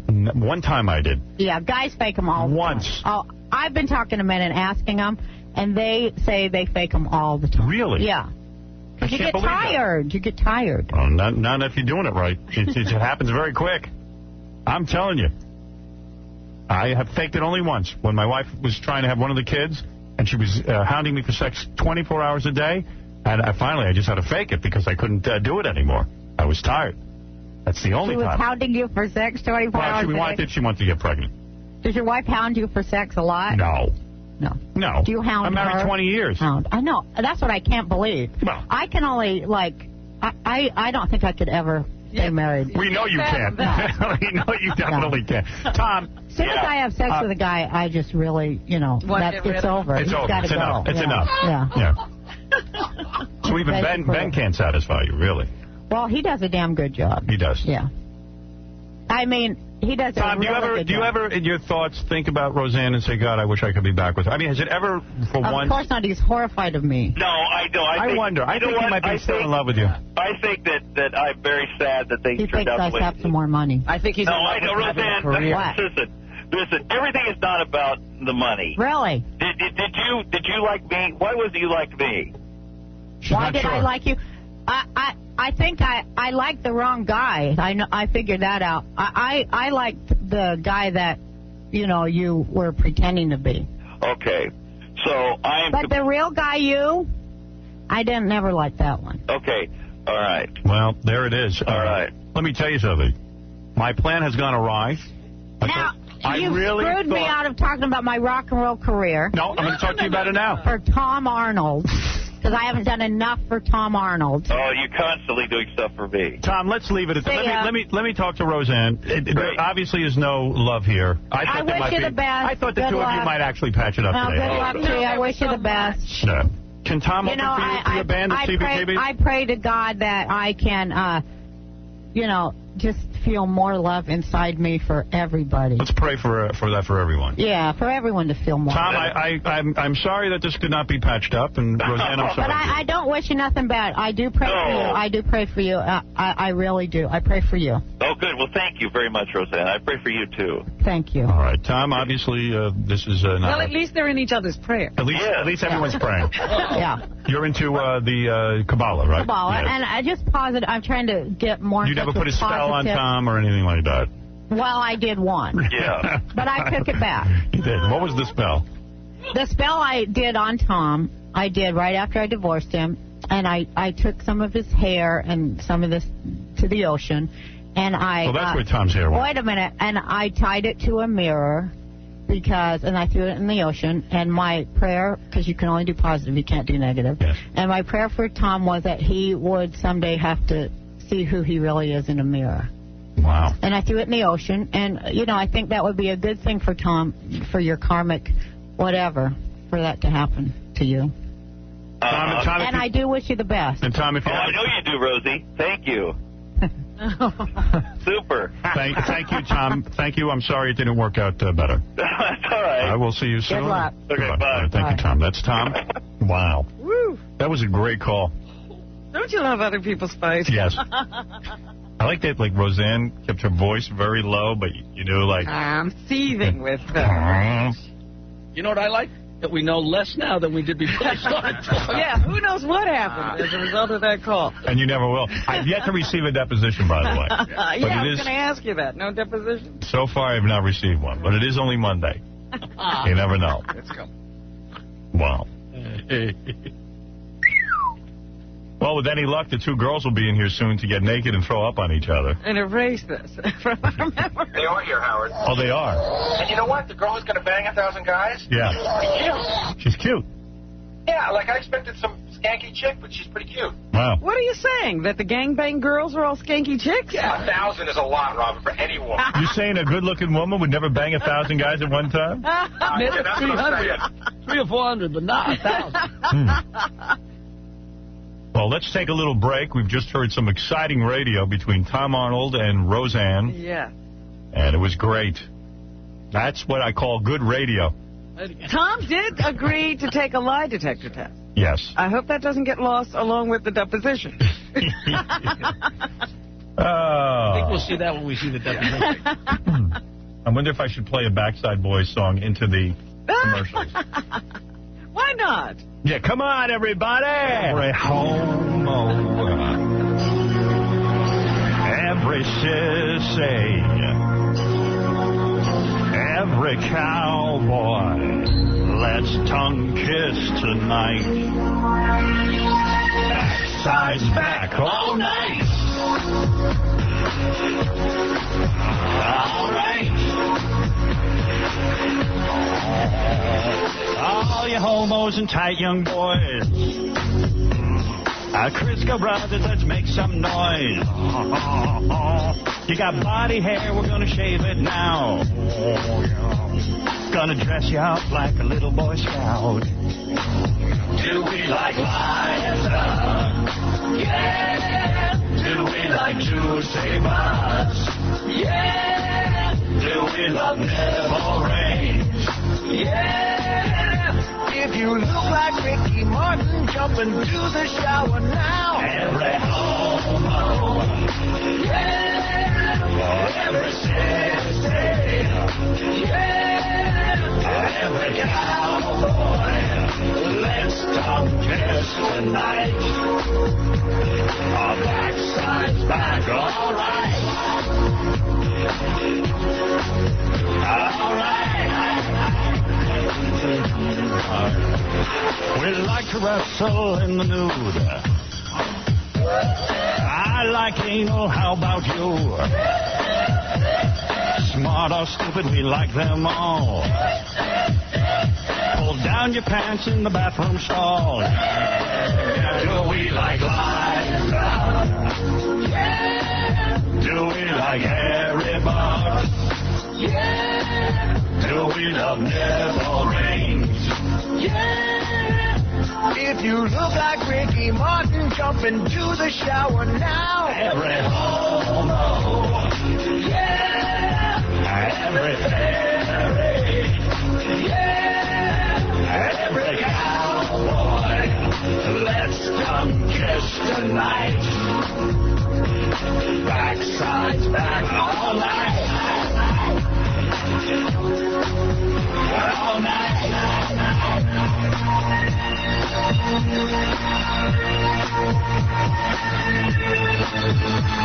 So every everywhere. Let's see what's in your underwear. Yeah, yeah, yeah. From London, England to Japan. If you've got penis, we'll be your friend. We'll be your friend.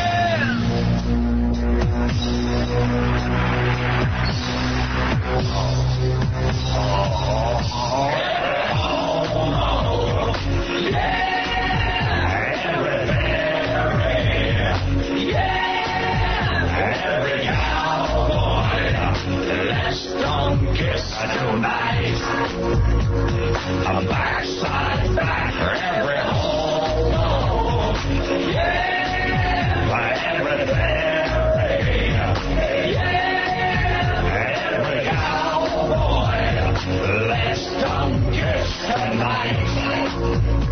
Get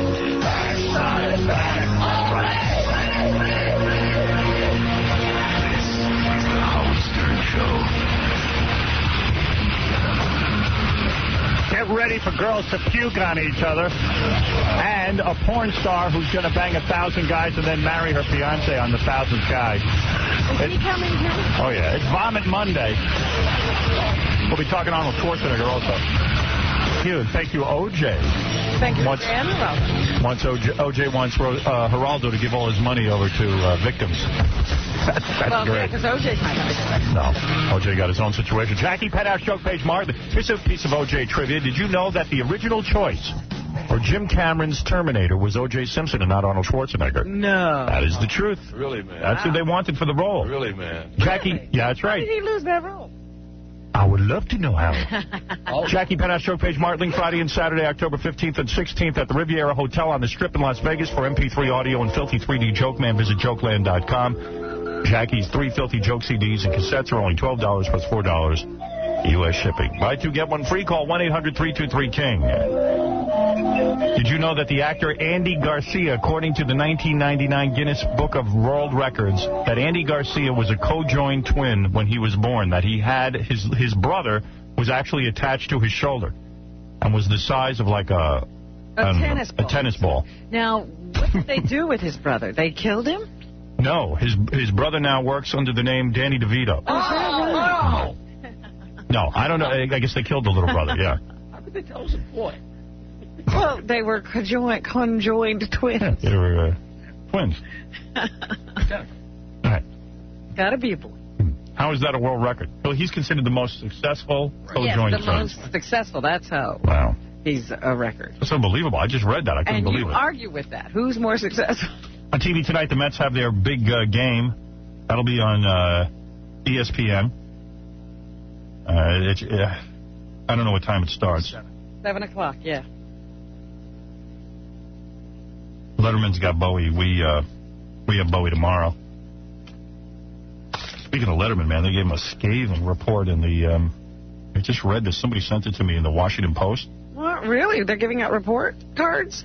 Is he too cranky, too ironic, too Dave? David Letterman is slipping, sliding, flailing. It's no longer Jay versus Dave in the late-night TV battle. Leno's Tonight Show has beaten Letterman's Late Show in the Nielsen ratings 200 of the 205 weeks, or for almost 4 consecutive years. Nowadays, Letterman finishes well behind Ted Koppel's Nightline at 11:35. He's even wheezing to stay ahead of Conan O'Brien's talk show, which starts at the Red Eye Hour of 12:35. Stop it. That's what they say here. Well, this must kill him to read this crap. Stop it. Since Letterman's vaunted switch from NBC to CBS in 1993, Late Show has shed nearly double-digit hunks of its audience every year. He now attracts an audience less than half the size of the one he started with on CBS. The losses came despite CBS's rise to #1 in primetime and the network's resumption of NFL telecasts. So nothing is helping Dave, is what you're saying. Theoretically, Football and Touched by an Angel should have reversed Dave's descent since the big audiences watching those programs were being bombarded with Late Show promos. Instead, with a nightly average of 3.5 million viewers. You realize our show has about 6 times the size of his audience? Yeah. And Dave's on a network? And he makes $14 million a year. Yeah, I don't. You know, Jackie might be onto something. He will. That will send Jackie right back into negotiations. Sit out till Thanksgiving. You won't fret A nightly average of 3.5 million viewers. Late Show now draws only 200,000 more viewers than Pat Sajak's famously disastrous late-night talk show on CBS. That was a dismal failure. Yeah. Bring back Pat Sajak. CBS executives say no problem. They express no alarm. Well, they were just talking about how his ratings were increasing.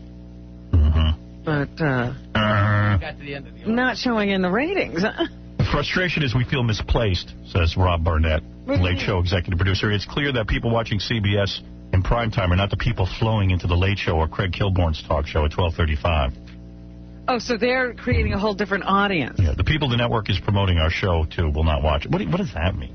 What they're saying is... No, but it's ridiculous what they're saying. I know what they're saying, but that's ridiculous. It's like, how come Buffy the Vampire Slayer does well on a network that doesn't... Has no audience. Has no audience. Yeah. Why does our show do well on Saturday night? We have no audience. We have the same audience being fed into us. Yeah, and we have no promos. Maybe that's what's going on. We're a secret. We're a total secret. Maybe if they didn't run promos, they'd be doing better.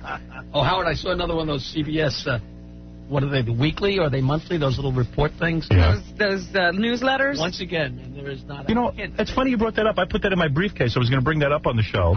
The other day you were freaking out about something. I said, you know what, he doesn't need this piled on top of him again today. Yeah, the CBS puts out an internal newsletter for all employees, and once again, no mention of our show. Well, I don't read it because I don't feel like an employee looking at that. It mentioned like a bunch of radio stations, how great Right. this one's doing, how Right. great that one's doing. I know, they have pictures of other radio groups and all kinds of things in there, but never us. I might have even brought it with. Oh, here, I brought it out. I know. The thing he was freaking out before was that he went to the CBS building and there's no picture of him. Yeah, that freaked me out, too. Let's see, update. It's called CBS Update, a weekly newsletter for employees. Oh, it's weekly, and we get ignored weekly. Weekly. Yeah, everybody loves Raymond is wonderful. Judging Amy, now and again. College sports, football, NFL. All right, but it's one thing to ignore the TV show, but then you get to the radio section. And How well the radio stations are performing. Denver, Detroit, Boston. Oh, newsletter over. Oh, dear. No mention. You know, we got cut. You We know, did just nothing. as they were about to mention us, they run out of ink. Yeah, well, that's all right. But you know what's funny is whenever the real media talks about CBS or Infinity or Viacom, Howard's picture is always in the text. Yeah, that irks everyone. And you know what? It doesn't matter, man, because I've been to the mountaintop. All I know is somehow in Los Angeles, our TV show that we worked so goddamn hard on, our Saturday night TV show in Los Angeles, was just completely screwed up. They repeated the first segment twice, or the second segment twice. Mm-hmm. And then started cutting subsequent sections. Yeah. Well, what are you going to do? What are you going to do? Listen, never mind that. Let me take a couple of phone calls and get the girls in here who are going to throw up on each other. They're here. I don't know if I can handle this. Brian, you're on the air. Hey, good morning, God. Do you do you get sick when you see such a thing? I don't know. We're going to find out, aren't we? Brian, yes. Good morning, God. Thank you. Hey, listen, that Roseanne and Tom thing, that is the best thing going. Yeah, huh? It's funny. Yeah. It just shows you how much of a douchebag Tom really is. Well, you know, it's funny. Everybody seemed to think Tom was coming off badly. Yeah, I don't know that one came off better than the other. I'm telling you, you could hear it in his voice, and Roseanne was so cool and collected, man. That was great. Well, that seems to be the general consensus of the audience. Dottie, you're on the air. Yes, hi. Hi, honey. And the pharmaceuticals no stack of two products. First of all, I boycott them. I boycott CBS. First of all, I was on your show, and Casey couldn't have the nerve to call me back to... Honey, I don't know what you're talking. Just get to your point. My point is, now you're going to whack someone on CBS in L.A. like you whack everybody else that comes in between you and your mafioso at CBS. I don't know what you're talking about. No, you don't. I have no clue By what the you're time you saying. woke up, don't be ignorant. What are you... You guys are a bunch of... Thank you. I don't know Yeah, what you're sure. talking about. You sure do. You absolutely do know. What are you talking about? MD Pharmaceuticals is your stack of two product advertiser on your show, on What are you everything connected to CBS. talking about? You are out of your frigging mind. Oh. Yes, Sandy, go ahead. Hi, Howard. Hi. I want to tell you I'm a big fan of you. Thank I you. think you're great. Thank you. And I think Jackie's great. Hi, Robin. Thank you for the call. Joe, you're on the air. Howard, I just want to comment on Saturday night's show. I think that Gary Garver had a lot of balls sticking in on that interview with O.J. You know, it's one thing to do an interview at an airport or something, you know what I mean, where there's a lot of people around. But you know what? The funniest thing about that interview was you got to see how a little bit on O.J.'s temper. And All right. I think, was that Andy Garcia? No. No, that was Daniel Carver. Daniel Carver. I mean, they were all nuts. As a matter of fact, so many different interviews. Gary Garver did a bunch. You know, I got to get to these real quick here. Here's Gary Garver with Mike Farrell. Oh, yes, the guy from MASH. Guy from MASH. He replaced some other guy from MASH. Something Rogers? Yeah. So this is Gary Garver. Was it some kind of... Please. That Warren Beatty thing. Yeah. Some fundraiser. Fundraiser for some disease, and Gary Garver ran into Mike Farrell. How you doing? I'm with CBS. How are you? Would you ever run for president? Nope. If Warren Beatty is elected president, would you attend one of his Meet the Interns parties? I'm not sure what that means. Do you consider yourself a failure? No, do you? No. Okay. Are you getting laid a lot? Where are you from? CBS Radio, iMark TV. Really? And you're asking stupid questions like these? Yeah. I wonder why. How often you masturbate? Why do you ask stupid questions when you have access to the media that people theoretically listen to become educated? Have you ever had a gay sex fantasy? Are you just an idiot? Have you ever smoked marijuana? Are you just a fool? I mean, is there anything more to you than insane, kind of empty-headed questions? Have you ever tried Viagra? Evidently not. Thanks. Evidently not. Evidently not? What does that mean? Had a good time. Stuttering John's no slouch. He ran into Evander Holyfield, the world champ, and asked him these questions. I don't think Evander has a title right now, does he? Yes, he does. He does? He is the champ Of what? of the world. What? It's not queued up. What? Why? What do you mean you don't know? Gary didn't have that for me? I just don't know what to tell you. I don't know. Whoopsie. Well, in that case, he's rewinding it. How's it queued up? Okay, here we go. Baba Booey. How's it going, man, champ? Super. This is for CBS Radio, iMark Television. How's it going, man, champ? Should Tyson be let back in boxing? Well, I don't see no reason not.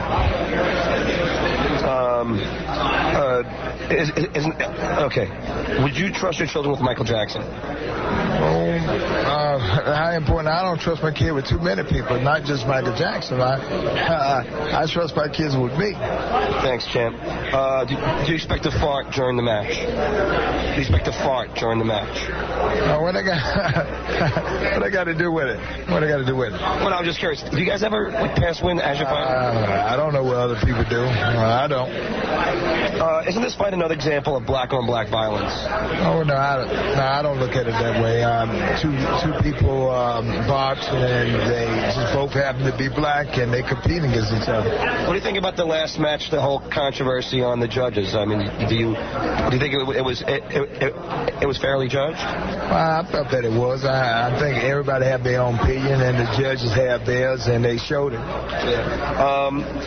Wouldn't you be a better role model for black children if you competed in a more intellectual contest, such as a spelling bee? Well, you know, we all have our positions in life, and, you know, I'm sure there's a lot of other black people are presenting that as well. It just so happened as an athlete, and you get more exposure. Are you scared you'll end up retarded like Muhammad Ali? Well, I don't think Ali is retarded. I know he's not retarded. No, I'm not afraid of being injured in any kind of way. Who's your favorite white person? A lot of favorite people are white, so it's hard to just say. But my best friend is Tim Hallmark. Thanks, champ. Do you ever frighten white people just for the hell of it? So what? Do you ever frighten white people just for the hell of it? No, I don't. I don't frighten anybody. Would you commit a homosexual act for $1 million? No, I won't. Who do you love more, your mother or your father? I love both of them.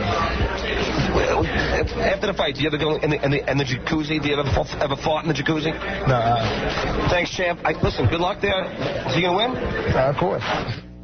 Well, you know, I just have to say, he's very gracious, and he stands there and answers every question. I don't think he knows that those are bad questions. Okay, let's meet these two women who claim that they will throw up on each other. I don't even know that I can go through with this. I know I have to. You've been announcing it for several weeks. Now, all of a sudden, you're going to get queasy? I'm getting queasy. Baba Booey refuses to be in here. I said, you have to come in, too. What does he mean? Every time there's a girl here, he wants to be. So he's like, I'm afraid I'm going to be the guy who's going to vomit. And Jackie's in here. He always vomits when people vomit. Gracious. Yeah. Well, you got to get in here. Come on, girls. Bring them in. This is two girls. I'm assuming it's not real throw-up. I'm hoping it's not. All right, this guy over here. Here's the two girls. They're not bad-looking girls either. You know, you figure like chicks who vomit on each other are bad-looking, but they're not bad-looking. And this guy over here is Toxic Johnny. Johnny Toxic. Johnny Toxic, and you're the sponsor of this? Hey, Howard, I love you. He says he's a filmmaker. Thank you for bringing us on here. You're a filmmaker? Dude, I'm a filmmaker. I'm a pornographer. Really? And how do you know these two ladies, and how did you come to know them? These two girls are, this is Cream. Hi, Cream. How are you, honey? And this is Shell.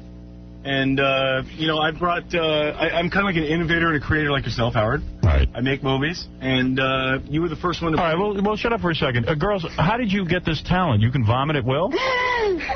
We drink a lot. You drink a lot. Oh, and that'll make you throw up? Have you We're ever... sick, twisted individuals. Now, I'm looking at you. You're a very good-looking woman. Thank you, Howard. What do you wear when you get vomited on?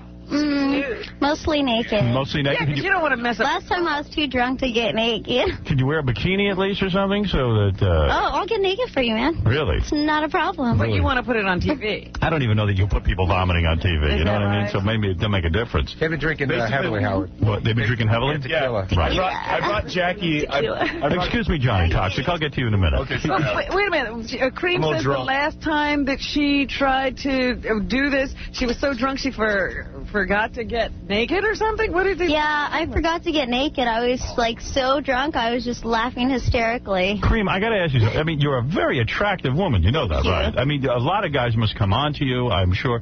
But yet, you're in this business of vomiting on one How do you another. get into this business? Yeah, I mean, don't you sometimes say I could do better than this? You know, Howard, I've done a lot in my life, and it's all for fun. It's all for fun. You like it, though. It's all You for enjoy fun. I do. You enjoy. How many times have you done this? The movie, a few times. I couldn't stop. You can't stop?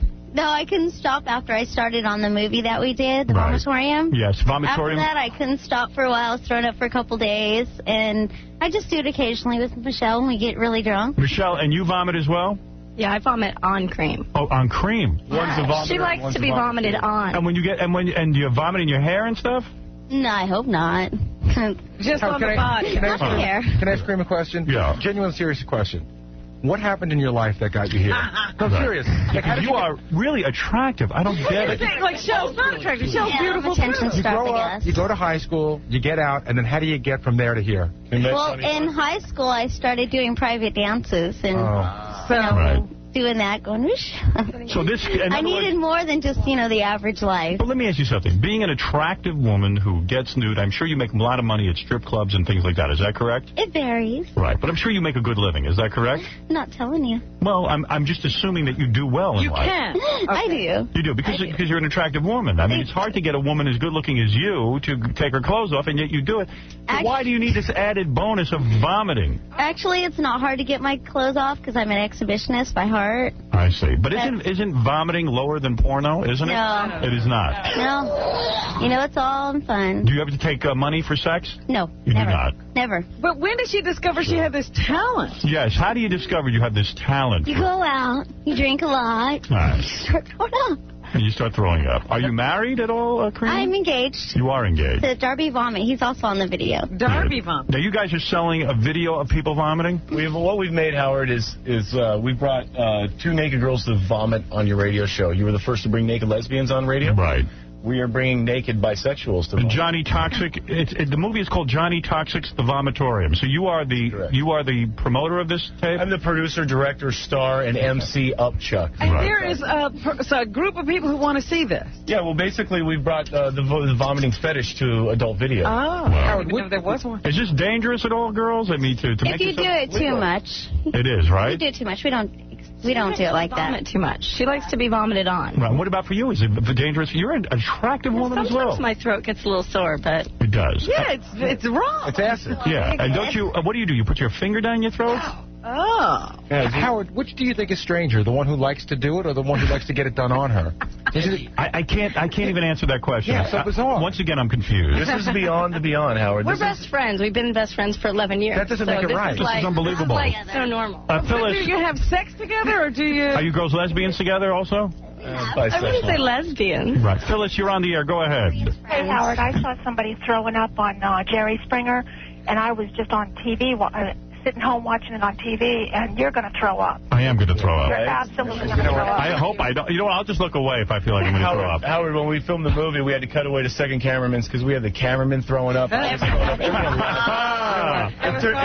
Gary, you got to sit here. Help me with Then it. I got to be near a bucket. You got to be near a I got to bucket? be near, seriously. Yeah, just Gary a bucket. You have to stay. Yeah, you have to. I don't want to be alone. in that. Howard, this can't be a turn on to anybody, can it? No. Jackie, no, Jackie, I'd like to say it is, and I did bring you a six-pack, but I drank it in... Can I be honest about this? I find the two of you extremely attractive. Yeah. And they're lovely and sweet. The vomiting turns me off. Yeah. Really? Vomiting is sexy. Really? Yeah, she does it really sexy. Well, I'm willing to be open-minded about it. I heard they brought Jackie a trash can in case he got sick, in case of the girls. She works there. They're carrying it in. The warm, musty feeling. Everybody's getting trash cans. I like this, Howard. Baba Booey's got one. Be quiet, Johnny. Matthew, go ahead. You're on the air. Hey, Howard, what's going? What's up? Listen, I got acid reflux, and I would love to come in and throw up on these two girls. Right. Well, I don't think we're looking for guys. You can always find a guy to do something. Howard, for Vomitorium 2, we are looking for any Howard Stern listener who would like to be in Vomitorium 2. We'll fly him out to L.A. All right. The number is 1-877-I-VOMIT-2. We'll put you in the movie, and you can vomit on girls, or you can be vomited on. Johnny, is there money to be made in vomiting? No, It's beyond the beyond. Really? It's gone past urination videos. Really? I can't believe there's room for a sequel. And if Bob Guccione will put some urination in Penthouse, I'll put vomiting on video. Well, to see Mystic Productions. Good for you, Johnny. I'm already getting queasy. Me too. I'm a little. Now, Well, girls, when they started talking about how it feels and stuff, I started to get... do we want to get this over with? Hey, You really Johnny, wanna do this? you seem to be on top. Is there a future in diarrhea? Because I'm thinking No? The girls, you find that gross. That's pushing it. We'll put Jackie in the diarrhea movie. All right. Girls, why vomit and not diarrhea? I mean, what is the difference? Diarrhea is illegal. Why not vomit? Is it really? Everybody Diarrhea is illegal. Is it? You get diarrhea unless you're like some kind of Jackie drunk out. Is that right? It's unbelievable. Yes, Joe, you're on the air. Don't do it, man. I just threw up, I swear. You threw up just hearing about it. Touche. Don't do it. That's disgusting.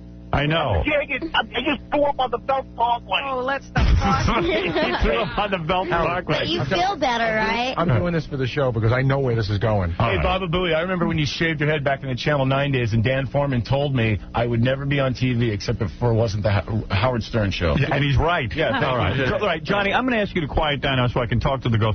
Girls, you are holding each other's hands. Is that correct? Yeah, we're nervous. You're nervous about it? I'm a little nervous. I don't. Robin, are we ready? We've never. I mean, other than our own TV cameras, this is kind of nervous. They got a little nervous. I want to vomit on Johnny. That's cool. Johnny Toxic. Howard, if you vomit on me, I'll do it right now. Have you ever been vomited on? If you do it, we'll do it right now. Have you ever done it? Have you ever been vomited on? It's in the privacy of my home. She threw it on him in the movie. You did. Ow. And you said, we were listening, that you wanted us to throw up on you. That Cream is very No, I really don't want anything to do with your throw up. I'll be honest with you. Did this start out as like a weight control thing or something? Where's the turn on for this girl? Do you get aroused during it? I'm being serious. Be honest. Go ahead. I throw up. You're the one who gets thrown up on. Yeah. He's asking you if you get around. What kind of mood you're in? We're breaking new ground, Howard. They're figuring out their own curiosity. As Johnny, why do I find you so annoying that I want to throw up? I'd love to have you throw up on me. All right. Girls, you want to do your act? Now, are you both going to be nude during this? Yeah. Your name is Cream, and what is your name again? Shell. Shell? Like in Michelle? Yeah, it's all right. So who's going to be naked for this? Both of us. Get naked now. All right, why don't you guys get naked? Get naked. No, I got to be honest. I'm excited to see this. Are you really? Yeah, I like this. This is funny. But why do you like it? You were nervous going into this, and now you seem to like it. Look, no, it's just like I don't want to get any puke on me. Right. But I think it's just interesting. I don't think I've ever seen a girl throw up on another girl. Besides, like at a drunken party or something like that. That's funny. Courtesy of Johnny Toxic and Mr. Productions, Howard, look at his shoes. We know. Johnny, is there a way to shut you up for 2 seconds? I'm sorry. I really find Johnny Toxic annoying. Thank you. He's toxic. What is it, Benji? Did you want them to vomit on somebody? No. What, you want to be vomited on? Well, I was wondering if I could touch them or something like that. While they vomit on you? Get them out of here. Get out of here. Get out of here. What's the matter with you? They're not interested in you. You're disgusting. Oh! Sit on you, though. Benji wants to spit on the girls. All right, let the girls, are you going to get nude now or what? You ready? What are we waiting for? What are we waiting for? We're live. This is a live show. All right, Cream is taking off her shirt. Wow, nice bra. Nice body. This girl's way good looking. Where's Ralph? I thought for sure Ralph would be. Is it really padding? You don't have big boobs? No, I don't have big boobs. Oh, those are cute. Please, those are nice. Look at Shell's giant boobs. All right, easy does it now. Let's everyone calm down. Are you going to get breast implants, Cream? Eventually. Eventually, only because they used to naturally be big. Howard says don't. And they're like small. They went small. They're beautiful. All right, if you lost part of you, you'd want it back. Cream, that's very interesting. Lose the pants. You'd want it back. Lose your pants. Let's get to the vomiting. Yeah, but you don't want them to vomit.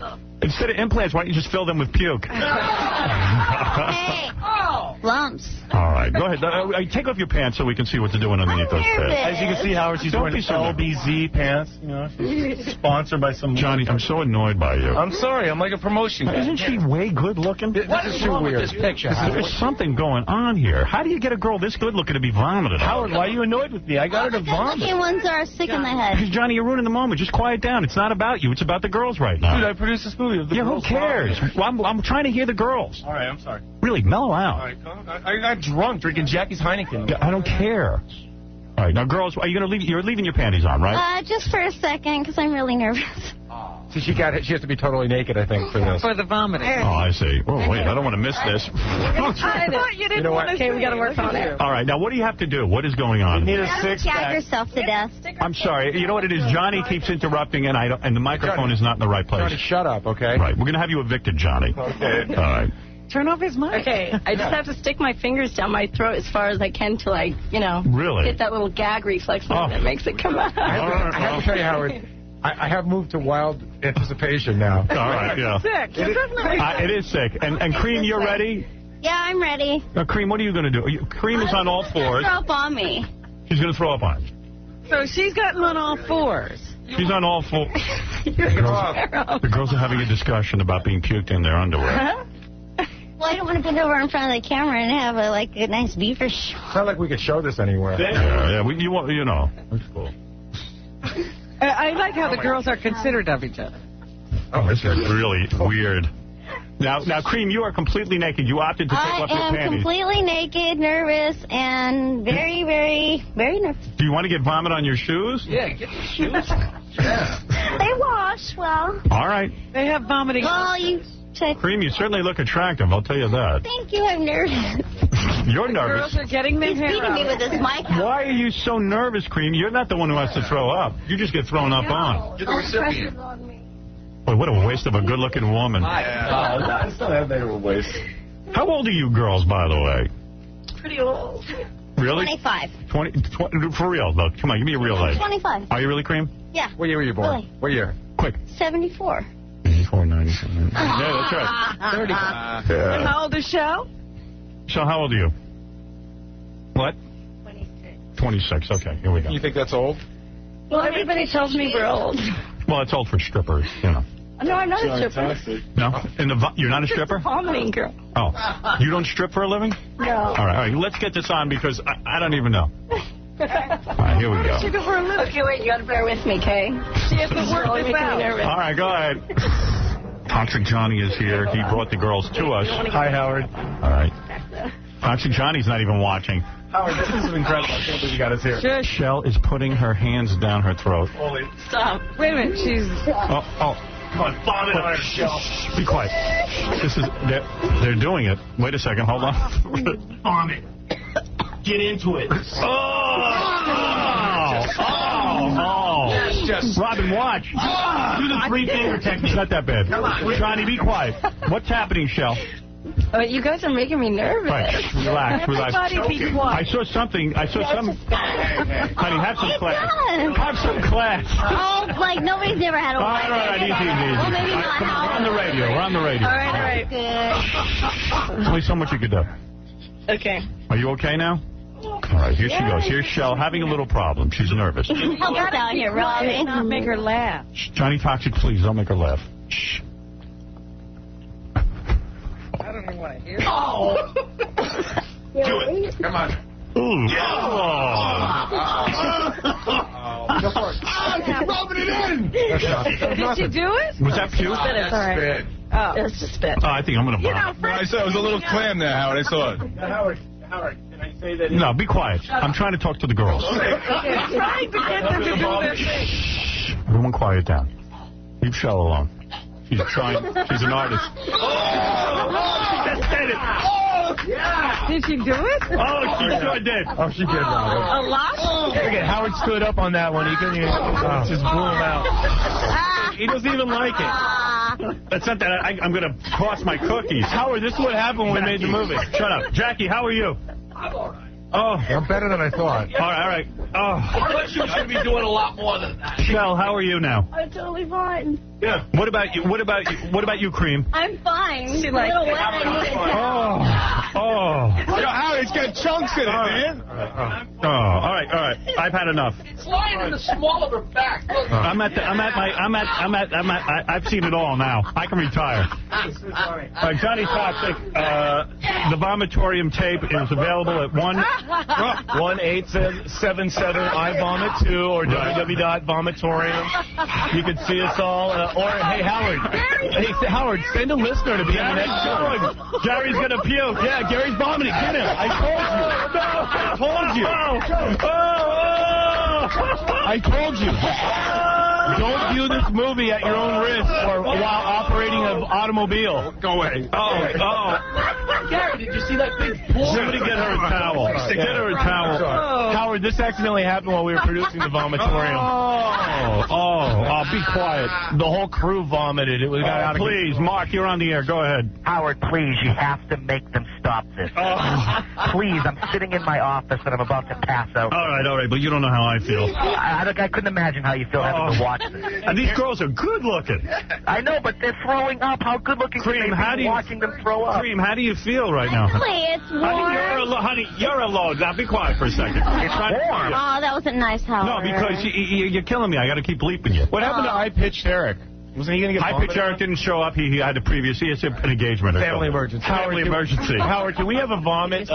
Just for Vomitorium 2, vomit. Howard, make them go. All right. How do we get the girls to leave? I knew it. After we vomited, we're kicked out, right? After we vomited, we're kicked out. Howard, can we plug our website? Is that go ahead. Plug your website. You can see Shell at strawberrybox.com and Cream at gm-video.com. Yeah. Well, you're two good-looking girls. It's hard to figure out what you're up to. We've done a lot, Howard. We're just experimenting. And they'll be at the Atlantic City show this Tuesday, Wednesday, and Thursday, signing autographs for the Vomitorium with Johnny Toxic. Johnny Toxic, thank you. Thank you, Howard. A towel. She's late so she can stand up. Can someone bring in a towel? Someone give a towel for Baba Booey. It's going to run down her leg. All right, please. She's got vomit all over Baba Booey. All right. Thank you, and we'll be back right after these Vomitorium. Yeah. Keep it real, baby.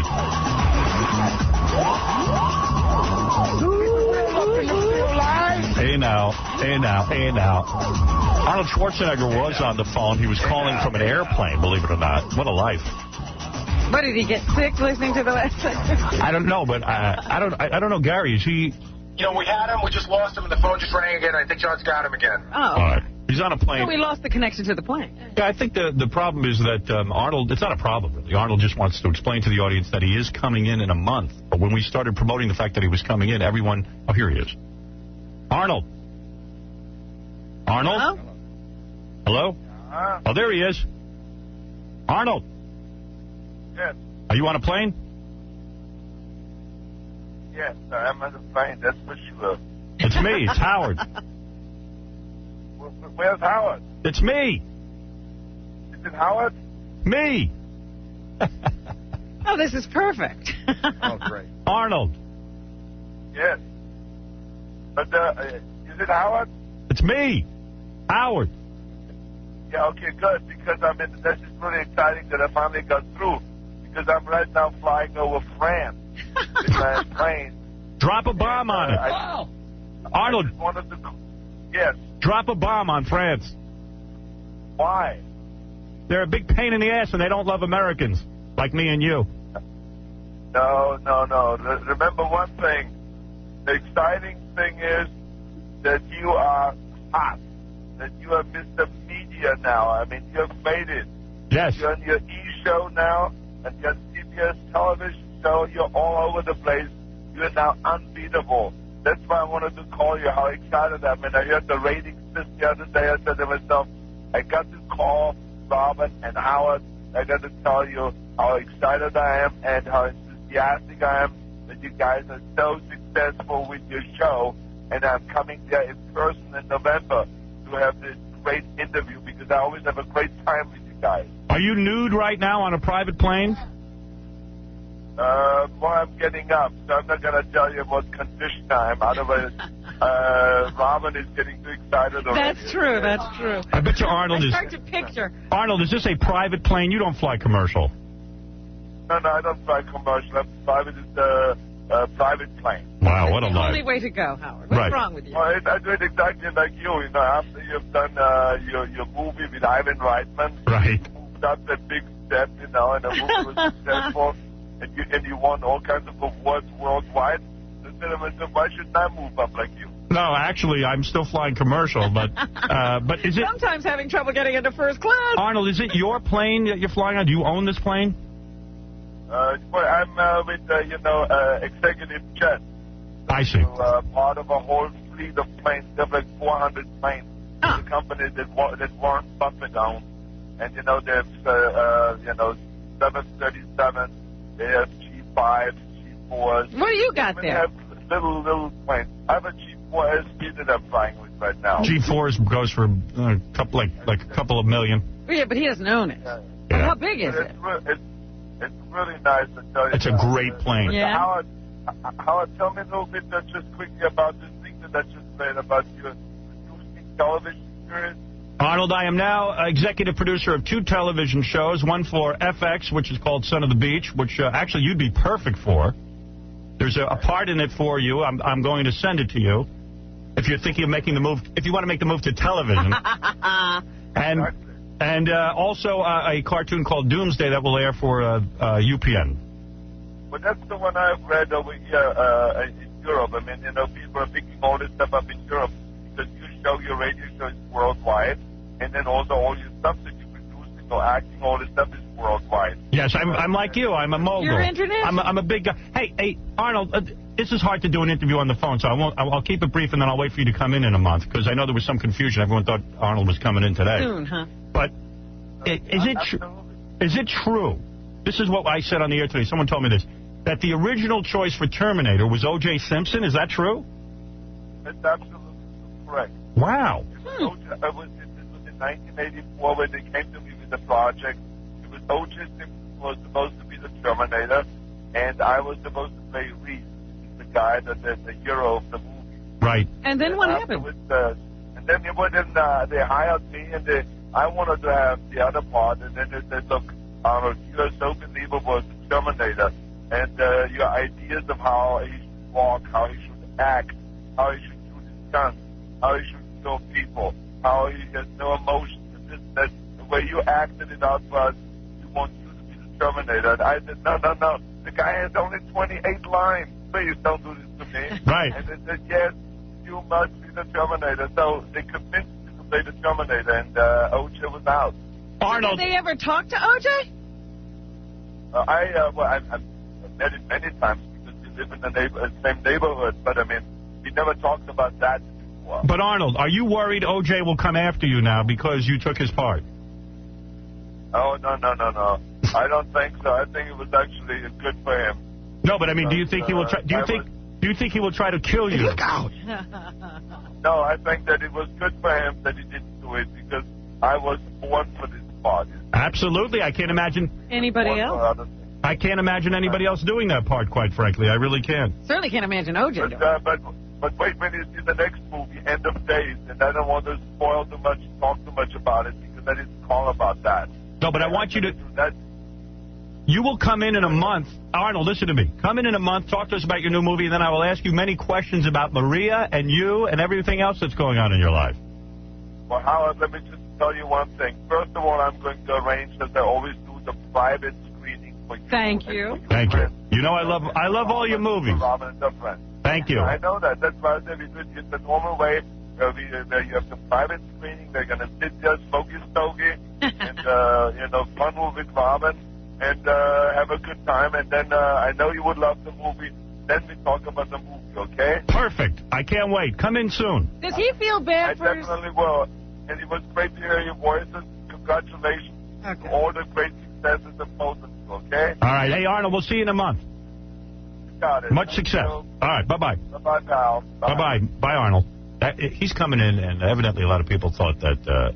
he was coming in now. Yeah, I hope he flies carefully, because he's one of our few big famous friends. Well, he's not flying the plane. He's not that silly. He has a pilot. You think? I think so. Yeah. But I just really want to know what he thinks of Sylvester Stallone whining about not being able to get a job. See, but we got to get him in here. It's too hard over the phone. On the plane, it's hard. Gary, write that down, because in a month we'll forget. We want to know what he thinks of Sylvester Stallone whining about not being able to get a job.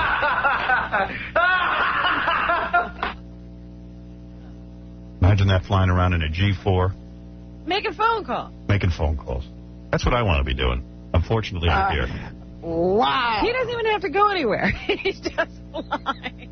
He's not going anywhere. I wanted to talk to him some more, but it's just not conducive. Just saying hello was difficult. By the way, since that vomiting segment, it is now called the Robin Quivers Show. I don't want to be associated with this program. Don't give it to me. I don't want it. I'm very happy to be on the Howard Stern Show. By the way, Arnold is chairman of the Inner City Games, which provides opportunities for inner city youth to participate in sports, educational, cultural, and community enrichment programs. Yes, he is. You can go to inner-citygames.org if you want to learn more. And now you're really going to learn something. Candy Apple is a porno actress. Candy Apple? Yes, who started having sex at the age of 13 years old. How do you know that? Because I know. I read her bio. It wasn't on screen. It was just at home. At home. In fact, she claims to have been one of the girls who danced at Arnold Schwarzenegger's bachelor party. Really? Believe it or not. This is Candy Apple, who's real. Look how good looking she is. Oh, my God. Look how good looking she is. On her. There's somebody. Look at the cans in her. Wow, you are hot. How the hell does this happen? There's a lot of stuff going on in the world that we don't know about. Wait, before we talk, I got to hear the rest of this Hendrix song. Give me some. Oh, have you ever been experienced? Oh, I have. This son of a bitch died at the right age. I know. Is he great? Be a parody of Speaking about experience, Candy Apple has experience. Candy, you are a very attractive woman. How old are you? 26. Yesterday's my birthday. Wow. You know what? Beautiful. It's very funny because when you're talking about the bio and everything, it sounds like she's lived a lot in her 26 years. Yeah. You got to be older than 26, though, because if you claim to have danced at Arnold Schwarzenegger's bachelor party, that would have made you 13 years old because he got married in 19... It wasn't his. It was a photographer, an Oriental photographer. They flew us out to an island. Oh. Oh, so it wasn't his bachelor party? No. It was an Oriental... Oh, and Arnold was there, and he watched you dance. He set up the whole party, yes. Oh, I see.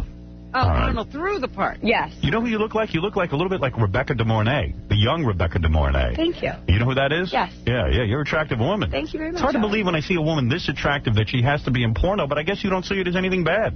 No, not at all. Really? Not at all. I love it. How tall are you? I was going to say 5'9". like a 5'9". Cheryl Ladd kind of look. Yeah, Cheryl Ladd almost. Very, wholesome all America. And she's doing porno. Wow. God damn. And you're engaged? Yes, I am. And you want to gangbang 1,000 guys and then marry your fiancé after you do the 1,000th guy? Oh, yes, it was his idea. Well, Wait a minute, which part of this was his idea? The marriage was his idea. The gangbang was mine. Do you really think you're going to be able... You're not going to have a marriage where you don't have sex with anybody else, though? It'll be no, it's not like that now. I bring home girls for him, and, you know, we have threesomes. Sounds like a good marriage to me. What is wrong with that? You like girls as well? I love women. You do? Yes. More than men? No, I think I look at, like, women as beautiful pieces of art. You do? Yes. I think I have more sensual sex with women. I like hard, rough sex with men. What is it, Baba Boo Fi? I was just rapping with her and her fiance in the green room. They've also done threesomes with guys, which I always think is sort of a strange thing. He hasn't done the guys, but he's been involved in it, right? Yes, he has. He watches you with other guys? Yes. I wouldn't want to see you with other guys when I'm doing you. I want you to myself. Oh, he's very open, isn't he? Yes, he is. All right, so let me... Is he in the porn business? No, he's not at all. Is that right? Well, let me understand something, because we asked you this in a pre-interview. We said, did you, in fact, have abusive parents? Did you have... you say your parents married like 35 years. My parents have been married somewhere between 35 years. No abuse. Did you have a white trash background? Is that... Not at all. Not at all. Very upper middle class. Really? Lived in Orange County. No kidding. Yeah. And how did... And then what happened? How the hell does this happen? Because other parents out there want to be warned. Yeah, they don't want this to happen. Right. I just think my parents were very open. They never really told me anything was wrong sexually. Right. They just let me kind of experience. See, I tell my kids sex is bad. I think it was really good. All these open parents are turning their kids into porno stars. And so your parents thought sex was okay and all this, and even you claim to have had your first sexual intercourse at 13, is that correct? Yes, that's correct. Because your parents let your boyfriend move in with you. Yes, they did. But because he didn't have anywhere to stay, and they didn't think you'd be having sex at 13, and yet they caught you two in bed, didn't they? My dad caught me in bed with him, yes. And then they threw him out. And they threw him out of the house. Well, actually, they kind of threw him out, but they actually helped him get into another apartment. Right. Now, I see that your breasts have tattoos on them that say your name. Do you forget your name? Is that the problem? And do you put No, it just says Candy Apple on it. And that is the porno name you decided to have? Yes, it is. That's not your real name. Well, Candy's my real name. It is, but not Candy Apple. No. That would be too bizarre. That would be like your parents raised you to be a stripper. And what were you, a stripper? Is that how you got into porn? No, I've never been a stripper, have not stripped at a club ever. Really? Actually, I hooked up with a guy at a rave out by us. It was called Love, where actually Billy used to work. And Billy's your husband? Your yes. fiancé? Yeah. Yeah. Uh-huh. And he wanted me to run his production company, so I ran a production company for about a year, and one day a girl didn't show up, and I figured, well, I might as well make the money. Right. Did you have those breasts at the time? No, the breasts are brand new. They're only 3 weeks old. I thought so, Robin. You have an attractive laugh, by the way. Thank you. So anyway, and you're into anal sex as well, is that correct? I love anal sex. In fact, you're the woman who, you handled 3 men at the same time, all performing anal sex. Yes, I did. Do you understand that, Robin? Where you had one lover performing anal sex on you, she had 3 at the same time. At one time. Ron Jeremy was one of them. Ron Jeremy, one of them. My goodness. How does that happen? That is whacked out. Great muscle control. Well, or lack of. You started sex at 13. When did you discover girls? Probably right around the same time. Maybe a little bit earlier, not really having sex, but just fooling around. Uh-huh. And were your parents mad at you when you had sex at 13, and did they try to stop you from having sex? They didn't stop me from having sex at all. I think they were upset, but they never really pulled me aside, punished me for it. How about when they found out you're a porno star? Did they reject you over that? They kicked me out of the house. I was still living at home when I first started. Really? And they said, get the hell out. Yeah, basically, I think they ran across one of my movies somewhere. I'm not quite sure how they found out. Right. They just asked me to leave. And what about now? Do you still see your parents? Oh, yeah, they're wonderful. They're totally understanding. They like it now. What do they do? Actually, they're both retired now. Wait, what did they do? They worked for utility companies for 30 years. Are you a nymphomaniac? Yes, I am. You are. It says here in 7th grade you made out with the student teachers in school. Yes, I did. So you were very sexual. You're obviously a very attractive woman, Yeah. so you could get these guys, and you like using your sexuality as a power trip, didn't you? Yes, I do. You do? Mm-hmm. And at 14, you had sex with a 30-year-old man, right? Yes, I did. I said I always dated older men when I was younger.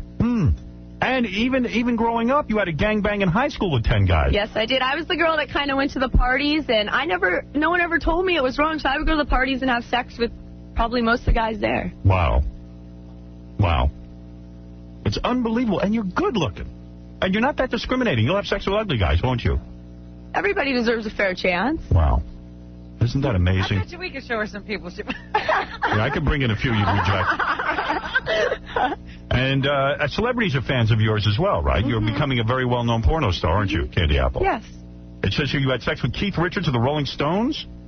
I'm good friends with them. They flew me out to Vegas, and I did a little video for them. They're very nice. And did you have sex with the Rolling Stones? Well, I'm not going to go there, but... Really? You don't talk about the famous people you've had sex with? Not too much. People are married, have girlfriends. I have utmost respect. So you keep that quiet? Yes. You're honorable that way? Yes. Enjoy pleasuring whoever. Yes. If I'm in the mood, it's all good. And you made love to an actor on the Drew Carey show, but you don't remember his name. In other words, you're not giving. I know. No, I know his face. I couldn't tell you his name. Really? I didn't really ask him. How did you meet him?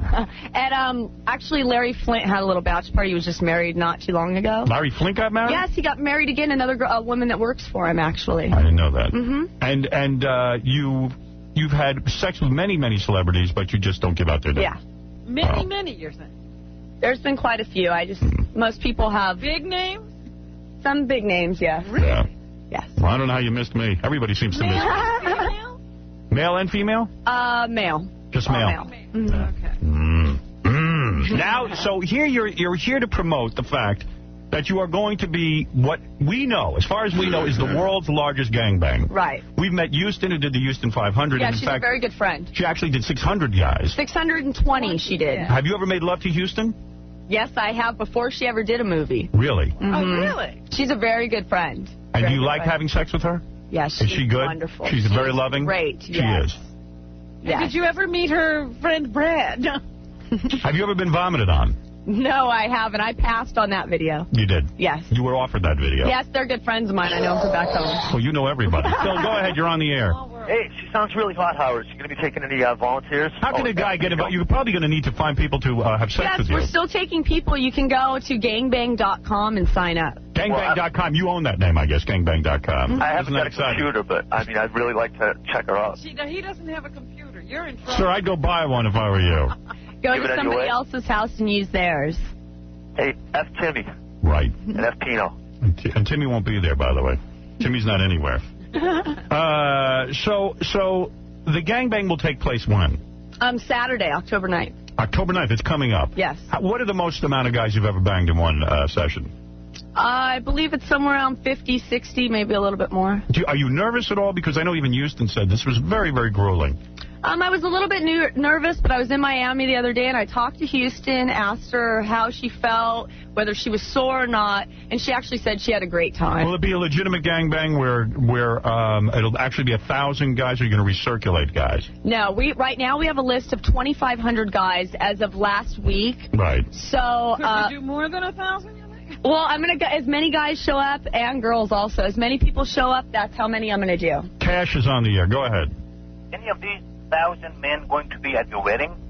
Right. Will any of the guys be invited to the wedding? They're all invited to the wedding. Because you will it's get right married. there. You will get married right then and there. Yes. And get married. Your Yes, future my fiance will be the first guy and the last guy, and then we're going to get married at the end. Oh, that's beautiful. You should have had the gangbang at your wedding right there. After that will be your wedding. Well, I think that's what she's implying. Basically, that's it. Yeah, it's like a big party. We have live bands, skate ramps, things like that. Right. And to qualify, a guy must pass an AIDS test, and then he gets to bang you. Yes, we have AIDS testing on the spot, AIDS testing and condoms. Is that right? They can do that on the spot. Yes, on the spot. Oh, my. That is Technology has advanced. Yeah, you can get test results within 10 minutes. Is that right? Uh-huh. That's beautiful for the porno industry. So somebody could join the line at the last minute. That's right. That's absolutely correct, Robin. Jim, you're on the air. Go ahead. Morning, Howard. Hey, Candy, I was wondering if I might be able to get a fair chance. Hey, I had a thought. What about the Justice of the Peace who marries you? Will he get a piece of you as well? If he'd like a piece of me, sure. Why not? Why not have him bang you as well? The minister. While he's giving you... While he's marrying you, he can be great. Right. So you're not uptight about this? You don't think that this turns you into a filthy slut? If people want to say you're a dirty girl, you don't care. You don't think that sex is a bad thing? I really don't care. It's all in what I think of myself. And I'm just out having a good time. Do you think that this is slutty in a way, deviant, dirty, or wrong? No, not at all. Not at all. I see. See a day when you'll be giving it up. Oh, I'm sure I will. There's going to be a day. I mean, I give myself at least another year. Me and my fiancé talked about it. At least another year. Mm-hmm. And then we'll look at it then, and maybe I'll stop then. So you would seduce the teachers in school when you were... Of course I would. Yeah, you were, if I would get a better grade, of course I would. Really? And you've done that successfully? Yes, I have. Well, how do you seduce a teacher? How do you get a loan with a teacher in order to make that happen? What would be the seduction? Well, basically... Would you wear sexy outfits to school? Oh, yes. Short little skirts, small little tops, and then I'd ask to stay after class and see if they could help me out with my studies. So you would go... Like, what grade did you start doing this? Oh, probably... I would say... 10th grade? No, maybe even, like, I mean, I had... Third grade? Yeah, I had the student teacher. I always liked older men, so... Wait, in third grade? What were you doing? What did you do to these guys? Did you perform oral sex in third grade? No, I just rubbed things. You used your hand on these men? Yes. You did, in third grade? Your idea. Yes. Let me understand this. You're a very sexual person. You're saying in third grade you knew you wanted better grades. So Yes. you went to the teacher, who was a man, I guess, Yes. or one of these student teachers who worked in the school, and you went and you said to him, what? I need to get extra help? I just basically asked if I could stay after class and have a little extra help, and while he was helping me, I just kind of slid my hand down his pants. No kidding. Yeah. In third grade. Even teachers don't give you grades. I don't think she cared. Oh, I got grades. I was in private school. Oh, I see. Oh, that's good. Private education must be very, very good. And then, What do you think? Sorry, Howard? what do I think of what? Well, I want to get a fair chance. Just wants to give everybody a fair Everybody has a fair chance. I'm an equal opportunity. Go to the website. What is it again? Gangbang.com? Gangbang.com. Or Heatwave.com. Yeah, you can call Heatwave Entertainment out in L.A., and they'll also hook you up. Well, she's a good-looking girl, I'll tell you that. Fun. They'll set me up to come out there and be part of that 1,000 or whatever. They won't fly you out there if you want to pay your own way. They don't put anybody up in hotels. It's on a volunteer basis. No one's really making any money. It's just whoever wants to be involved can. Right. Okay. So then you get older, like you're in high school. And what would you wear to high school? Were you like the high school girl that was always slutty and stuff? I was kind of like a rocker chick, the tight spandex dresses, really short. Right. You like showing off your body. Yes, I do. And then you would have intercourse with some of the teachers in high school? 1 or 2. 1 or 2. Now, would that improve your grade? Yeah, very much so. I failed my freshman year, and by the time I graduated with some honors. Right, and you would wear these these short outfits and stuff, and would you cross and uncross your legs in the class in order to get the teacher's attention? Yes, I'd lean back and I'd yawn with a really short shirt on so that my breasts hung out. Okay, and then you would say to the teacher, look, I'm having trouble. Is there anything that I could do to make my grade better? And what would they say? Well, some would say no, but most of them would say, oh, yeah, sure, why don't you come by the class after? All right, and then, so what would they do? Would they lock the door so no one would come into the room? Yeah, they would just lock the door. There's usually like a little window, pull the blinds. Right, pull the blinds, and then you'd say to them, how would you make the move? Well, basically I said, so I'm willing to do anything to make my grade better. Is there anything at all I can do for you? And most of them will go, well, yeah, there's a little something. Yes, and then you would start kissing them? I'm not much for the kissing thing. Right. You're not big on kissing. Not at least on the lips. Right. Why is that? Because that's too personal? It's only with someone you love? Yeah, for me, that's pretty much it. I'm not, if I don't care about somebody, I'm not too much on, like, kissing them. Right. So with the gangbang, you're not going to be sitting and kissing guys. No. Right. No. Right. That's too intimate. Yes. She wrinkles up her nose at that. Right. But, yeah, kissing, gross. And then you would unzip the teacher's pants and take care of him? Oh, I sure would. Oral sex mostly? Oh, yeah. And full intercourse as well? Mostly oral sex. Mostly oral sex. That's very generous of you. Wow. Was it really that important to get out of school? Yeah, I mean, school that tough? It was easier than studying. Right. That way I could go out and party. Wow. Carol, go ahead. You're on the air with Candy Apple, who's about to make history with a 1,000-person gangbang. I am just your average woman, but I just have to ask, how does your area there, and I'm not going to get graphic, but how does that withstand all of this action? It really is true. I have a feeling, though, that the gangbang has turned into a thing where a guy has like 5 seconds with you. Is that true? That's pretty much it. The insertion counts as 1. And most of the guys are normal guys from around the country. So these guys don't... they're not well endowed. Right, so. And they don't achieve orgasm with you, do they? Probably 85% no. 85% of them do not. See, because they have time limits. Yeah, I only have 1 day to do this, so we can't allow everybody. It could go on for months. Do you, take breaks at all and, ice down or anything? Well, I talked to Houston, and she said she took 2 breaks, so I'll probably do about the I've talked to Jasmine St. Clair. She had to ice down heavily. Yes, I fluffed for hers. You did? You were one of the fluffers? Yes, I was. You saw the whole thing go down. Yes, and you saw that she was in some pain. Yes, she was in pain, yeah. Yes. So I remember seeing that on your show, that other girl, and she was, just carrying on like it was so hard. That's why, and she didn't do anywhere near as many. Well, this girl seems to have a whole different attitude. I have no idea how anybody could do that. Well, honey, this girl's trained in the arts. And I understand it's going to be difficult. She started in 3rd grade, yeah. I'm sure it's going to be difficult, but I'm prepared. You are prepared. Yes, You're ready. I am. Yeah. Well, you're a beautiful woman. It's hard to imagine how you've gotten into this line of work, but you're here. Yes, I am. And you're ready to take on 1,000 men. I'm ready. Candy Apple. And your boyfriend likes that you're in the business. He thinks it's wonderful. He thinks it's wonderful. By the way, this is a known fact. Before Candy Apple got into porn, she worked at the Gap. Yes, I did. That's a known and Lady Foot Locker. That's right. Lady Foot Locker as well. Well, I guess it pays better. The Gap is that bad. Go on, D, you're on the air.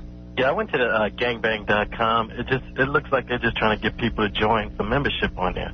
No, you can. It's going to be tomorrow. Check at Candy Apple's gangbang.com, and you'll be able to sign up. We just haven't been back in town yet. So you're saying that the person doesn't have to pay you can sign up. Tomorrow it should be up at Candy Apples at gangbang.com. All right. Or you can call, like I said, you can call L.A. and call Heatwave Entertainment, and they can also help you. All right, there you go. So it turns out that you can get in on the gangbang. Got 2,500 people. I'm still looking for a few good more. Okay. Well, unbelievable. Unbelievable. So many good-looking women involved in this gangbang, Rob. You're the last good-looking woman who hasn't done it. Hey, it's amazing what the good-looking women are doing these days. Rosalind, you're on the air. Hi. I own a condom site on the web. It's onlycondoms.com. Yes. And my husband and I would like to donate 1,000 condoms and lubricant. Well, isn't that nice? That would be wonderful. Okay, where should I send that? I pulled up the website, but I can't find an address or anything. Go ahead and call in the San Fernando Valley. Okay. To Heatwave Entertainment. Okay. And they can help you out there. That's the main company that has the video, right? All right, that's how you do it. Yes, Sabrina, go ahead. Everybody hooking up. Yes, everybody is in business. Sabrina, go ahead. Hi. Yes. Well, I'm just calling in to say that Candy Apples is doing 1,000 guys. I'm doing 2,000 guys. Where are you doing 2,000 guys? It's going to be in L.A. Yeah, you were at the Internet convention, correct? You met her? I was at the Internet convention, but I never met you. Is she an attractive woman like yourself? Or? Yeah, she's very nice looking, yes. And you're claiming you're going to do 2,000 guys. When will it end? Break the record. Well, I may do 2,500 or 3,000, depending upon how many men I have. You might go past the 1,000. Yeah, minimal is 1,000. I'm sure I'll go past it. I have 2,500 names right now. Do you think in our lifetime we'll ever see 1 million? I mean, they said the 4-minute mile couldn't be broken, and it was. So why not 1 million, Robin? Push the envelope. Go for it, Candy. More power to her. Right. I just don't understand how, 1 minute, all you have to do is post what you're going to do on the Internet, and somebody comes right behind you, and before you can get it done. It is a tremendously difficult business, Robin. Toby, you're on the air. Hey, Howard. Yes. I wanted to ask if Candy Apple will take anal during this thing? Yes, I will. You will be doing anal I as well? will be doing anal, yes. You will? Oh, well, I love anal sex. You got to have that. Obviously, you're one of the best at it. Thank you.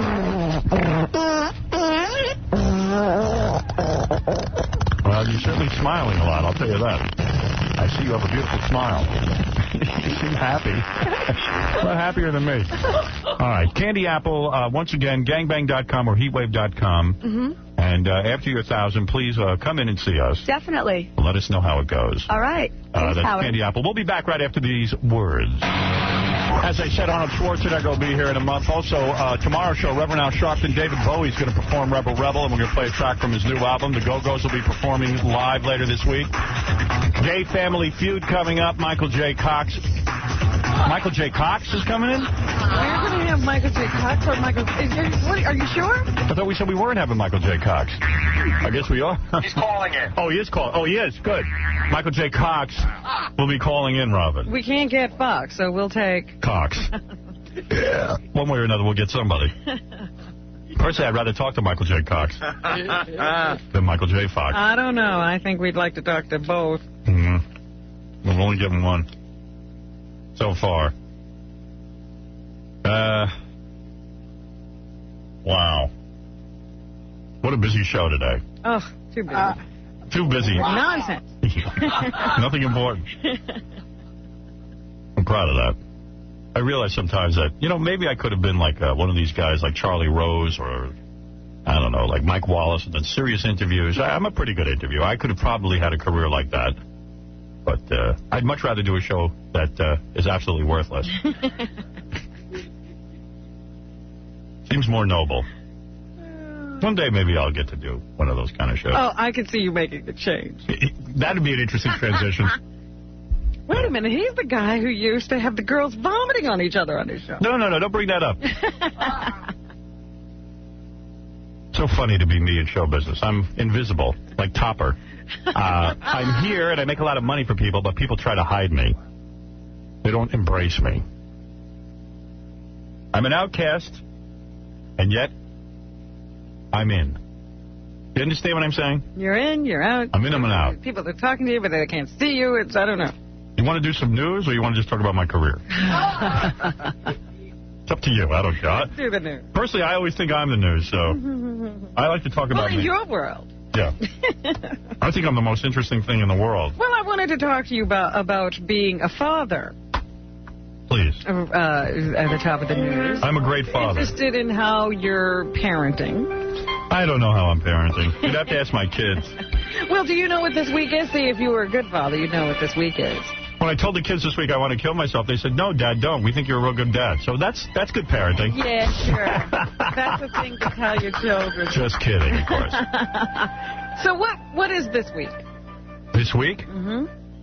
What is this week? Yes, this is a special week. What is it? The week they're going to spray Long Island with all that deadly mosquito stuff? You know they're spraying... I think they must have been spraying this morning because I was coughing. I couldn't breathe. Very possibly, but I know on Long Island... There's a website where you can go on and find out when they're going to spray. So they kept saying they were going to spray all weekend, and I'm glad they didn't because people are outside on the weekend. They want to use the outdoors. Well, they're supposedly doing it in the middle of the night. Well, no. To avoid most people. Let me tell you what they're up to. What? Thank you, Jackie. I'm just leading up to that. What? Right. 5 p.m. today, on Long Island, they begin spraying. 5 o'clock in the evening? Makes no sense.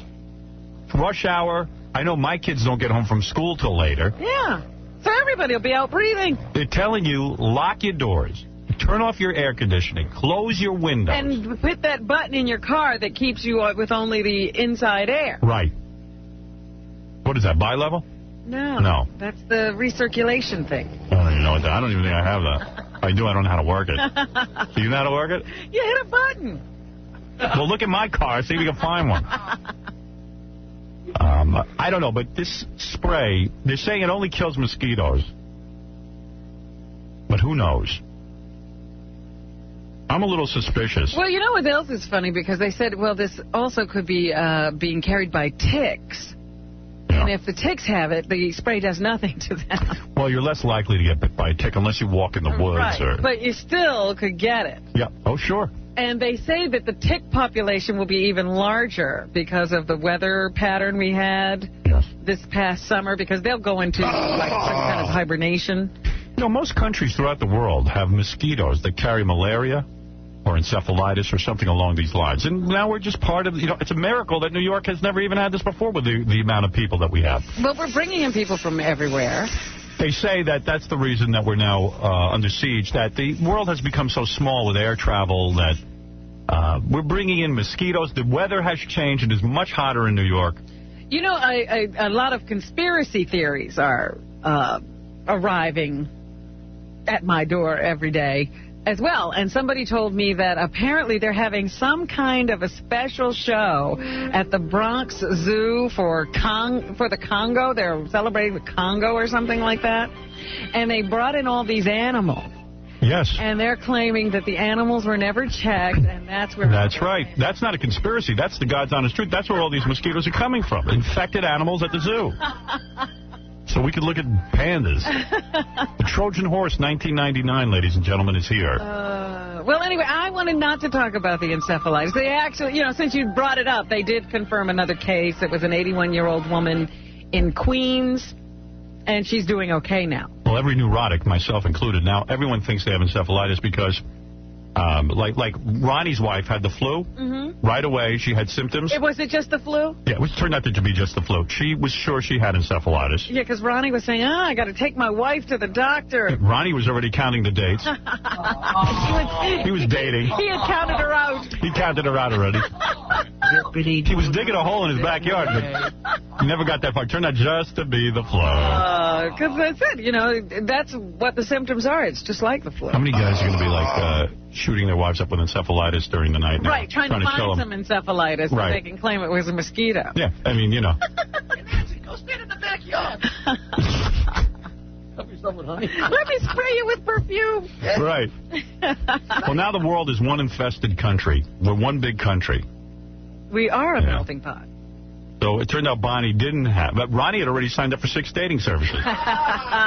He was back on the market. Has to find a wife. He needs someone to take care of him. That's right. Hard-working man. Making video. Hi, girls. You know who I drive? I like Corvettes and gambling. I'm the kind of guy. I like going to the Indy 500. You want to go? I'm a man's man with a lot of hair on my body. Like Richard Petty, I'm for you. But anyway, what I was asking you was, what is this week for kids? I'm talking to you about being a father. First of all, it is Meet the Teacher Week. Is it? I didn't know about that. Yes. That's your kid's school. Oh, it's this week. This week is Be Good to Your Kid Week, I guess. Nobody called you, or none of your kids said to your dad, it's Teen Read Week? No. They don't tell you this. No. They know I don't read. Well, see, that's the first thing you need to start doing. Here are some tips for parents. I watch TV with my kids. On how to get their teens hooked on reading. All right, how do you do that? Read the same books your teen is reading. Oh. We all watch Dawson's Creek separately, though. Oh, we won't watch it together. Plenty of books around the house for a teen to select from. Yeah, we don't have that. Keep them in key spots, the bathroom, kitchen, den, near the TV, and the computer. We all read TV Guide. Make sure your teen has transportation to the library and bookstores. Why is everyone so convinced that reading is so damn good for you? I never read a thing. Look at me. I'm a genius. I rest my case. No, who says reading is good? Go running to your library at this point. Why is reading so good? I don't read anything, and I'm fine. I'm functioning. Who wants to read? Do you make sure your teens have transportation to the library? And No, I guess my wife takes care of that. The kids never want to go to the library. Buy books together? Have you ever done that? You're looking for activities with your children? They don't want to do that. They want to watch TV and go out and eat deli. Well, listen to this last suggestion. Turn off the TV one night a week and read instead. There'll be a mutiny. I'll wake up dead. Fred's well read, and he's nuts. What's so great about reading? Really, seriously, everyone goes, your kid must read. I go, oh, why? F reading, F sunscreen, F everything. F sunscreen? That's another thing. My wife says, put lotion on. I go, who cares at this point? You don't want to live. Yeah, I mean, really, what am I going to do? Yeah, I'll sit there and put oil or like that's going to stop the ultraviolet rays from killing me. Nothing's going to stop killing me. It doesn't block. Of course it not. It has nothing to do with preventing cancer, yes. $10 billion. This is what I do. My kids watch Dawson's Creek. I go into my separate room and watch Dawson's Creek because I don't want to watch sex shows with them. The whole show was about getting laid. Yeah, or not. It's whether you're going to do it or not. I don't want to watch that with a 13-year-old. Time. A 13-year-old watches it on her own. Then the next day I said, hey, kids, how'd you like Dawson's Creek? They go, it wasn't so good. I go, not good. It was fantastic. What are you talking about? What about that new girl on there? They go, oh, she's not. I go, oh, you're not a guy. Get it. I can't talk to my kids. Yeah, I can't talk to you kids. I don't relate to you. You watch Dawson's Creek, you don't even realize how great it is. I saw 90210. I taped that. I watched Dawson's Creek. I'm on all the shows. I do all the good things my kids like to do. Oh, so you're more of a pal than a parent. Yeah. I'm like a big brother.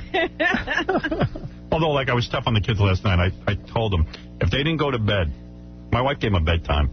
I said, if you don't go to bed by then, now I'm stepping in. I'm punishing you. You're going to have to watch Dawson's Creek with me. It's like I'm the heavy, you know. Yeah. Always turns out that way. Always get that role. Huh? Yeah, it's great. I'm a big-nosed, non-reading brother who punishes. Nice. In Lafayette, Louisiana, they have instituted a new law, and it mandates manners in elementary school. Yeah. When you're in elementary school in Louisiana, you have to refer to all adults as yes, ma'am, or yes, sir.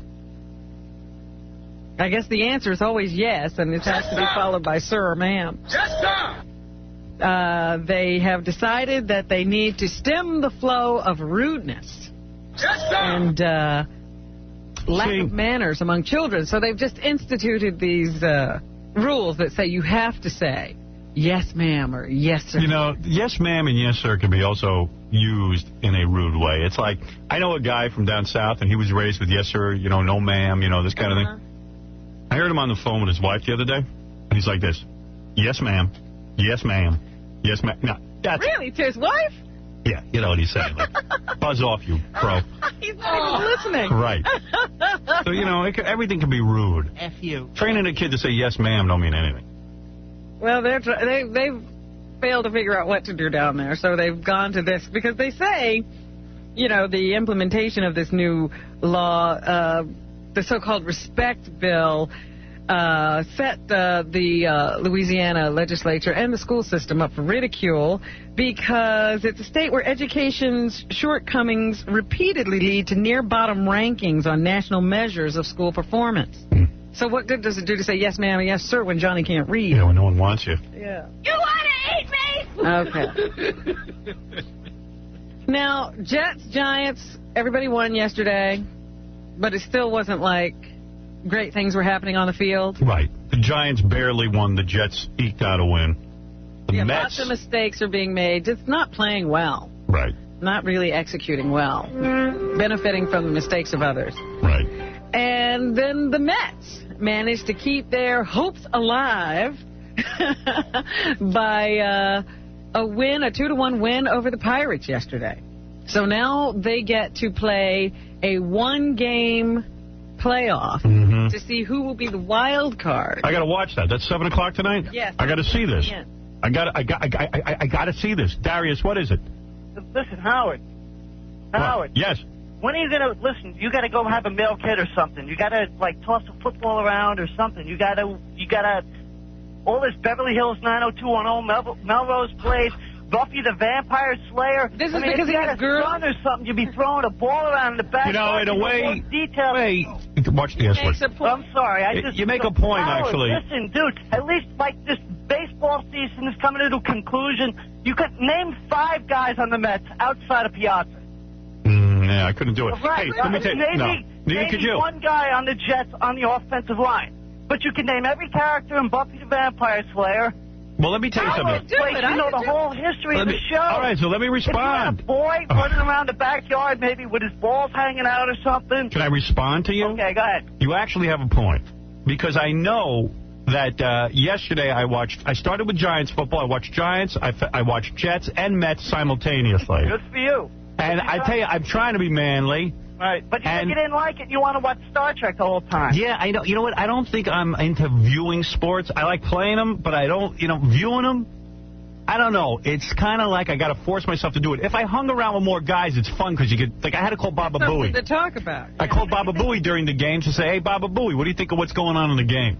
So what do you think if you had a son? You think Baba maybe Booey. you'd be more athletic into, like, sports? Yeah. I mean, because you seem to be into, the dog is female, all the girls and the wife. The dog is even. Yeah, I'm surrounded by women. My God. Yeah, you're right. I hear you. You need to have a little bit more of this, like, macho. I mean, it's all, you're Right, exactly. Thank you. I agree with you. I hear you. It would be more Would fun. you go and adopt a boy or be like a big brother? I got Neil Drake. He's it. I hang around with him. Like sometimes. Neil's very manly. What happened to you? When I play cards with the guys, I get more manly. And you haven't had a card game in about a year. I'm dying to have a card game. So what's the problem? How come, Jackie, we haven't had a card game? Ready?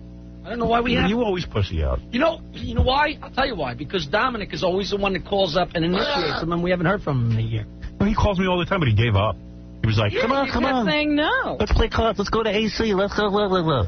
You know, we actually haven't played since you've been incredibly busy. Why don't we just pick a weekend and be real men and go to AC? Can you get out of that, or your wife going to bust your balls? I actually have to go to Atlantic City in a couple of weeks. Yeah. What are you doing? Working? You're working. No. What are you doing? My film is in a film festival. Oh, please. I swear to God. But I'm going for the weekend. Please. So let's go. Yeah, I want to go on a weekend where you don't have something to do. But we can hang. We can hang the whole time except like one night. Oh, all right. For like an hour. Because I ain't going to no film festival with your movie in it. I mean, come on, I don't want to see that. That's like on a Friday, so come down on a I Saturday. like hanging out with Neil. He's manly, but he's the size of a third grader. Yeah, that's not manly. It's not manly. I feel like you're with a guy. I feel like I'm with a little boy. And Atlantic City's far. Let's just go get a room and do like we usually do. That's fun. All right, I'm up for it. Yeah, maybe if you did it more often, you'd get more manly. Howard, what about tonight? We'll put on the Mets game. We'll play some cards. We're going to a movie today. That's it. And then during the week, you got to get up and work in the morning. Aren't we going to the movies today? Yes. I got to go home and pull in all the plants. So how are you playing cards tonight? No, I got to go home to clean up for this spraying crap that's happening. Although, do they spray if it's raining? Yeah, they spray. Too bad they didn't spray because the rain would at least, I don't know. Washed it out of the... You know what I think, man? You know how they're giving all these people blood tests to see if they have encephalitis? I think they're testing them to see the effects of the spray. Think so? Yep. I'm telling you. Because they don't give you the results back. Did you know that? Do you know when they don't give the people they're testing the results. Check this out, man. I started putting 2 and 2 together, came up with 5. Now listen to this. They're going around, they got these guys collecting blood samples from people, and they say, give us your blood. You take your blood, and then they take it somewhere, and they test you supposedly for encephalitis. Right. Now, why wouldn't they give you the results if you had encephalitis? They don't treat you? No. What they do, I'm telling you what they're doing. They're trying to figure out if this spray is mutating us. Oh, my God. Will you stop? Now you're getting into the sci-fi realm. But, honey, do what you want. When you see me walking around in a beekeeper's helmet, you'll know why. What is it, Victoria? Anvil, the thing that they're spraying with, I know a biochemist teacher. Anvil. Yeah, it's highly toxic to the female organs. Yep. The female. It's to the fish. It kills fish, and then the web of life. It's like they're not disseminating the true information, and it's really upsetting Well, you know what she's saying. She's a little disjointed, but let me tell you something. You're on her wave. Yeah, when you eat you might not get it from the Sprite. When you eat the fish, when it goes into the ecology, It's going somewhere. it's going to end up the ecosystem. It goes into your system eventually. Is that what you're saying, honey? That's what I'm saying, and it's much more dangerous than they're telling people. Of course. And they should have megaphones going on streets for children to get inside. And they How about they're spraying on Long Island at 5 o'clock when rush hour? They're crazy. Everybody's out. Do it at night at least. People should call their offices and say they'll never vote for those people again if they continue. They have natural products like Pennyroyal, Citrus. Well, on Long Island, people just vote Republican anyway. They're programmed at birth to do that. People will forget. All right. Thank you, Victoria. Okay. Bye-bye. Hold it. They're spraying right over me right now, Rob. Hold it.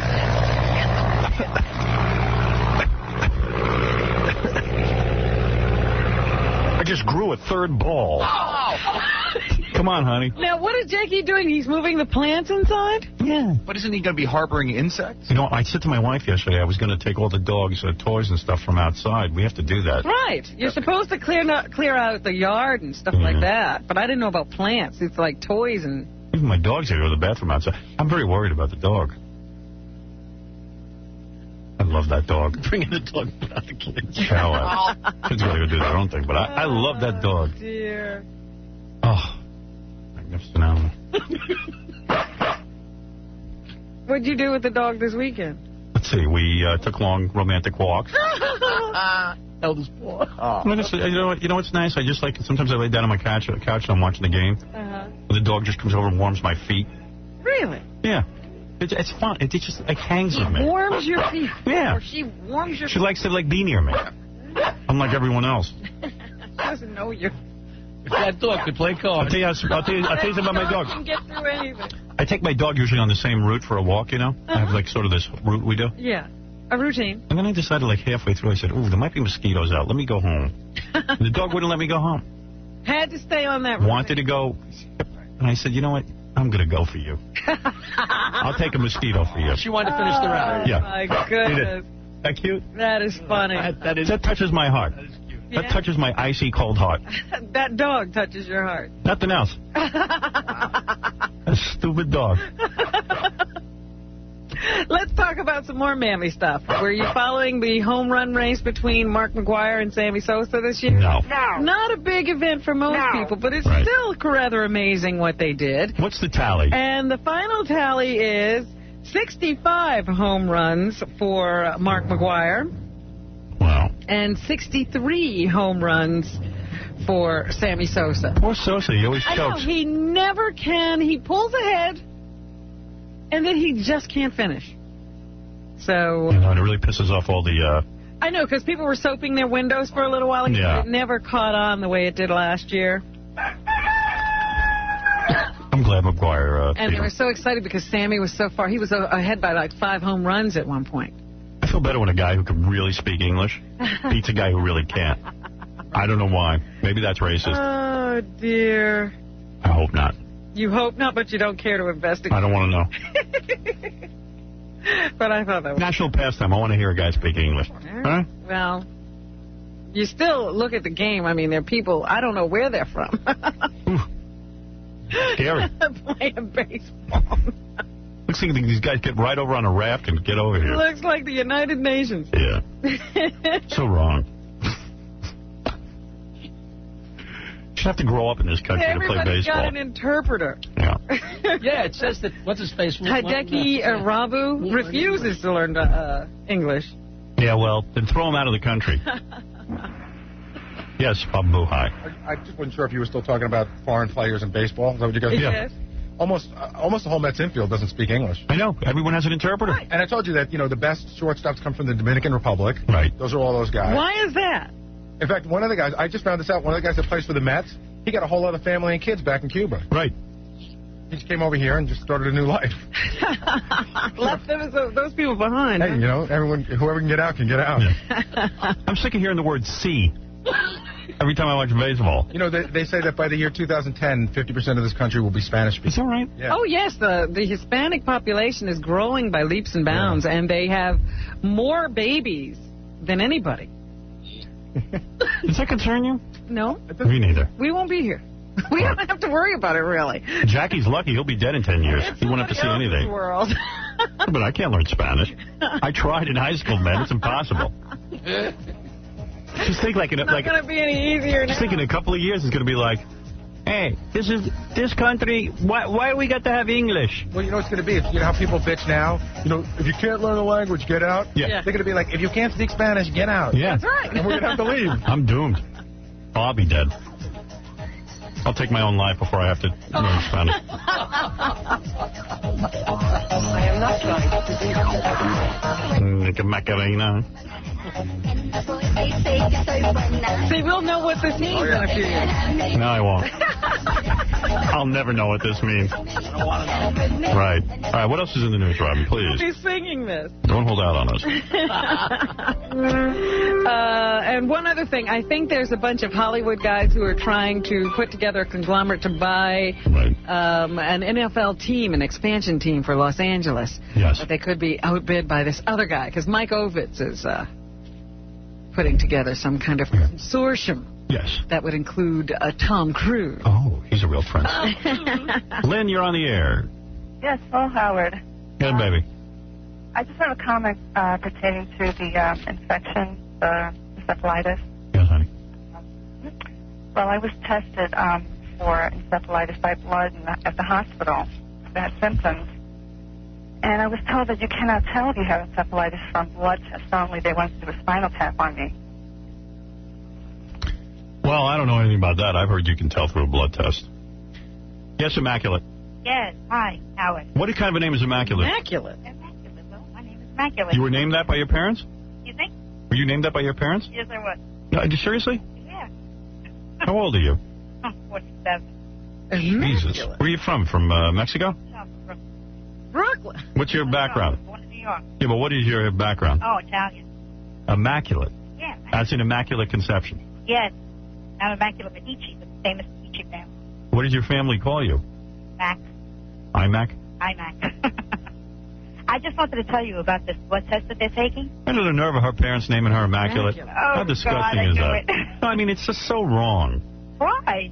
Because that's not an a... Italian name. Oh, my goodness. All right, go ahead, Immaculate. I'm thinking that they're taking this blood test so they can get an antidote on it. An antidote of what? Well, you know, they can get an injection so that they can, you know, inject people. I can't take you seriously with that name. What? Please. It's like naming somebody perfect. Queen. Some names you don't give people, especially if they live in Brooklyn. Yeah, I knew Immaculate. I knew a guy named Commander. Yeah, Commander. Yes, Commander. All right, we got to take a break. We'll come back and do more news.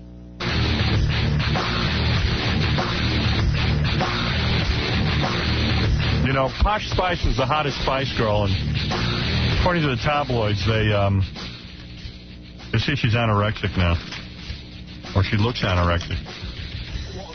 And they got a picture of her. She doesn't look that good. Didn't she have a baby? Yeah, and I guess Wow. when women have babies, they freak out in show business. Yeah. They try to get, you know, real thin real quick. She's gaunt. And she doesn't look good. Yeah. Amazing. Yeah. Anyway, Robin, so you were doing the news and blah, blah, blah. Yes. Really an incredible story. Remember the murder of, I think his name was little Eddie Werner? Yeah. Yeah, he was selling candy door to door, and he was killed by this other kid in the neighborhood, Sam Manzi, when Sam was 15, invited him into his home, and then smashed his skull, dragged the boy's body into his bedroom before sexually assaulting and strangling him. He has now pleaded guilty to the murder, pleaded guilty in March, and is now serving a 70-year prison term. And then the families of these two kids started warring with each other, and Eddie's parents actually planned to sue the Werners for several $1 million for the death of their son. And over the last week, they've all had a reconciliation, forgiven each other, dropped the suit, and they're going to try to go on with their lives. Wow. Yeah, it was an amazing thing. Wow. But they just said, you know, we've got to stop this. It's going crazy. You know, the animosity and the the dragging up of the story all over again. That is unbelievable. Killing us. So maybe there's room in my heart to forgive Jackie. You never can tell. I mean, maybe it'll happen one day. Do happen. I don't know if I can, Robin, but that story is an inspiration to me. Look for it. Thank you. Thank you for bringing that up. Peter, yes, you're on the air. Yeah, I read your message, Robin, in that. What's that? No, I'm sorry. Peter, go ahead. We heard on the radio this morning that they're not going to spray Nassau County today, and it was in the paper. Oh, really? There's an injunction against the spraying, and they don't even know if they're going to be able to spray. Yeah, there have been increasing numbers of protests. And if they do spray, they're going to spray on the North Shore on Thursday. Okay, good. I'm glad you cleared that up. Thank you. Weather permitting. But the other thing is that also the stuff they're spraying in New York is one of the chemicals that's under review by the Food Production Quality Act, or Food Quality. Yeah, I tell you, man, it's getting they freaky. stopped using that stuff on food a long time ago. Yeah, and it's going to be, it might be banned. So I don't know why they're using it in New York when this other stuff is supposedly safer. I don't know, but all I know is we're under siege with killer mosquitoes now, and it's freaking me out. Gemma, what is it? Yes, quickly. Come on, we're in the middle of the news. Gemma. Gemma? Gemma. A lot of weird names. Gemma. No Gemma. Okay? Sorry, Robin. Go ahead. Minnesota Governor Jesse Ventura was on TV this past weekend trying to explain the comments he makes in Playboy. He now is saying that the comments he made about religion were taken out of context. This is so silly. It was reported that he said that religion was a scam for the weak-hearted. You know, look, Jesse Ventura, let's be frank, is a dopey guy. Jesse, let me give you my opinion. Jesse Ventura is a dumb guy, and everyone is raking him over the coals like he's not. This guy was elected as a goof. They're raking him over the coals like he's a governor. Right. He's acting like a governor, so he gets raked over the coals like a governor. Now, the fact of the matter is, it's almost refreshing to hear somebody finally say that people who go to organized religion are a bunch of dupes and a bunch of sheep. If it was coming from somebody more intelligent, this is what we all think anyway, it's just that no one can say it. It's a big business, this religion. It's a cock and bull story. It gives a lot of people a lot of solace because they got somewhere to go on a Sunday, and they get to look at their neighbors and gossip about them. Yeah, about what they wore. Right. And you know that people need this religion to somehow deal on a childish level with everything that's horrible in the world, because the world's a horrible place. It's very funny to me that most people start doing it after they have children. Right. You know, before, when they were just, running around having a good time. When they were doing anal sex and ecstasy with amyl nitrate hits. Doing it in the car. Right, yeah. And then they were. Go to church. So anyway, look, what he had to say was that, listen, as far as he's concerned, not for you, but for himself, people who are in organized religion are really sort of scared sheep. That's his opinion. Who cares? But that's not a reasonable opinion for a politician. Right. All politicians are supposed to go to church on Sunday. The only thing I disagree with is that he apologized for it. He shouldn't. He'd say, listen, this is my personal view. What's it got to do with how I run the government? If he was going to apologize the same way he speaks, he says, look, I'm stupid. What do you want? I'm a wrestler, you idiots. Stop evaluating what I have to say. Meanwhile, the protest over that Sensations art exhibit at the Brooklyn Museum was an incredible hit over the weekend because of all the controversy created around it. People ask me about it all the time, Robin. Really? Yeah. They want to know what I think. And it's very simple, and I'll give it to you in a couple of words. If government is going to supply funds for the arts, they cannot be about censoring. You've got to allow the full gamut of art. Now, this particular picture, which is the Virgin Mary, by the way, a black Virgin Mary, which is getting everyone freaked out. They're not saying that. Well, I said, who's going to recognize that as the Virgin Mary unless you tell them? And then a black minister said, you know what, we ought to support this show because probably it's the black Virgin Mary that's freaking everybody out. He's absolutely right. Dunk. He's absolutely right. And as a matter of fact, this black Virgin Mary looks like Aunt Jemima. But it was done by an African artist. Yes. Now, let me tell you something about this particular painting for all you religious kooks out there who are sitting around protesting. This elephant dung next to the Virgin Mother. In Africa, elephant dung is a commonly used material. For a lot of things. And if you know anything about the Virgin Mary and Jesus Christ and the story that's been weaved over the years, Jesus Christ came from nothing. he laid down with his mother gave birth in a manger, which is filled with dung, which is filled with hay. Right, it was an animal house. And what the artist was trying to show, and every art is subjective, so anything you get, the feeling you get from it, is that look where he came from. He came from the dung. He came from the earth. This is who Jesus Christ is. He is not godlike in the sense that he is in splendor. He is of the lowest order. Now, that's all that means. Doesn't mean the Virgin Mary is full of dog duty or elephant duty. Just throwing crap at the Virgin Mary. Right. It's ridiculous. It's the arts. Get over it. Deal with it. So Bubba might say anyway. It's a babies. Well, I say this guy has to be the greatest artist of all time because the only thing art should do is create a reaction. It doesn't matter whether you love it or hate it, and art has no responsibility to be beautiful or easy to understand or easy on the senses. It's supposed to provoke. What's amazing about all of this is that no one has stopped to think that this picture actually is a glorification of the Virgin Mary. All right? The fact that anybody even cares is so amazing. Well, you know, if they cared and they thought that they were going to get, you know, they would only have to get this thing closed down because all of the hubbub created lines around the museum. Well, I see this as a money-making proposition, so I have created a picture of Santa Claus out of my own diarrhea. Oh, no. And you wait till you see this, Robin. The full beard and everything. Where's the glorification in that? Well, I'll find it. It shows you that Santa Claus is in all of us. There's a little bit of Santa Claus in all of us. Well, they said the museum got 12,000 visitors on Saturday. 9,200 of them visited the Sensations exhibit. Of course. And on Sunday, 5,000 people showed up, 4,000 for that show. I would love to buy that painting. Well, I doubt if you could now. I'm sure I couldn't. They've made it incredibly successful and popular. Yeah, I bid $3 for it on eBay. Arnold Schwarzenegger, we talked to him earlier on the phone today, but we didn't get him to announce to us that he is not running for governor of California in the year 2002. It was floated a little while ago that Arnold was thinking of throwing his hat into the ring. But he said to Talk Magazine he might one day run for office, but on Friday he painted a different picture. I have thought about it many times, but I'm in show business. I cannot wear a hat anyway to toss in the ring. My head is so muscular. I am in the middle of my career. Why would I go away from that and jump into something else? So, no run by Arnold. Well, listen. I know you're all broken up. No, look, I mean, I'm busy figuring out how I can paint pictures of Jesus and the Virgin Mary and make money.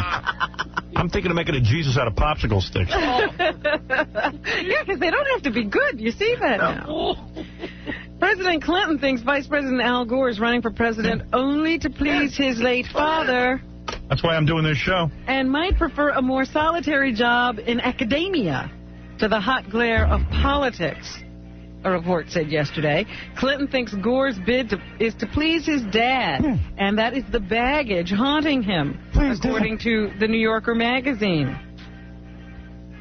I believe that. I don't see fire in Al Gore's belly. You know, I see fire in Jackie's belly because he eats Tabasco. That's true. Well, the White House and the Gore campaigns declined immediate comment on the report. I ran for president because I wanted to bang everybody. I have fire in the belly. Thank you, President Clinton. They say that Monica Lewinsky, her deal with Jenny Craig, would give her $1 million if she were to manage to lose 100 pounds over the course of her diet. She's got to lose 100 pounds. Yes, but she's got to lose all 100. They want her down to 123 from her top weight of 223. And you know she'll gain it back in a week. But she'll never. You think she'll lose 100 pounds? No.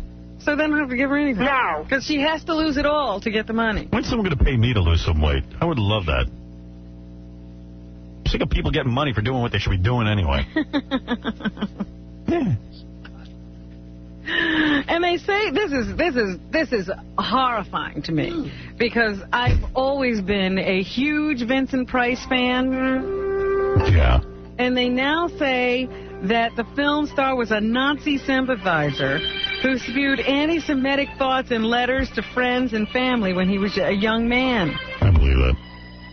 And it was a secret he took with him to his grave, according to his daughter, Victoria Price, who has written a memoir of her dad. Nice kid. Yeah, really. Thanks for letting everyone know that. You go, girl. Victoria says that so when Hitler came into power, instead of seeing him as a dangerous force, he sort of was swept up in this whole idea that Hitler was going to bring German pride back. Right. He's an actor. You think he's bright? Yeah, I guess he was just a dumb guy. Right. She also reveals that a camel fell in love with her father during the filming of Baghdad. A female camel would make a howling noise every time she saw the actor. He was told it was the sound the humpback animals make when they lust after a human. I didn't know that they did that. I'm never surprised to learn that somebody hates Jews. I just assume everyone does. Well, you're just, really talented people. You want to think that, that talent goes beyond just being able to stand in front of a camera and look good. If you get some talent, maybe you won't hate the Jews?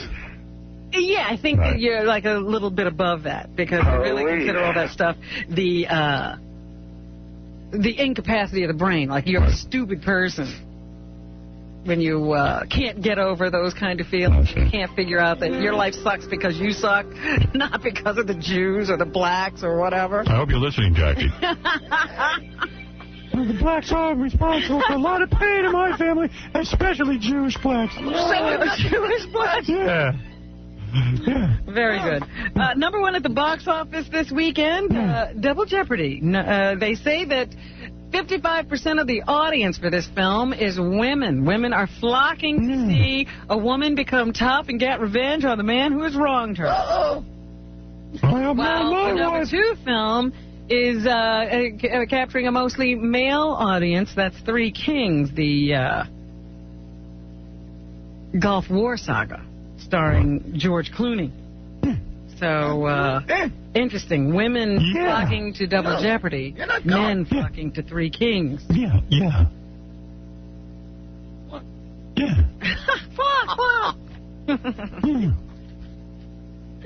So, speaking of the movies... Go flock yourself. Oh, my goodness.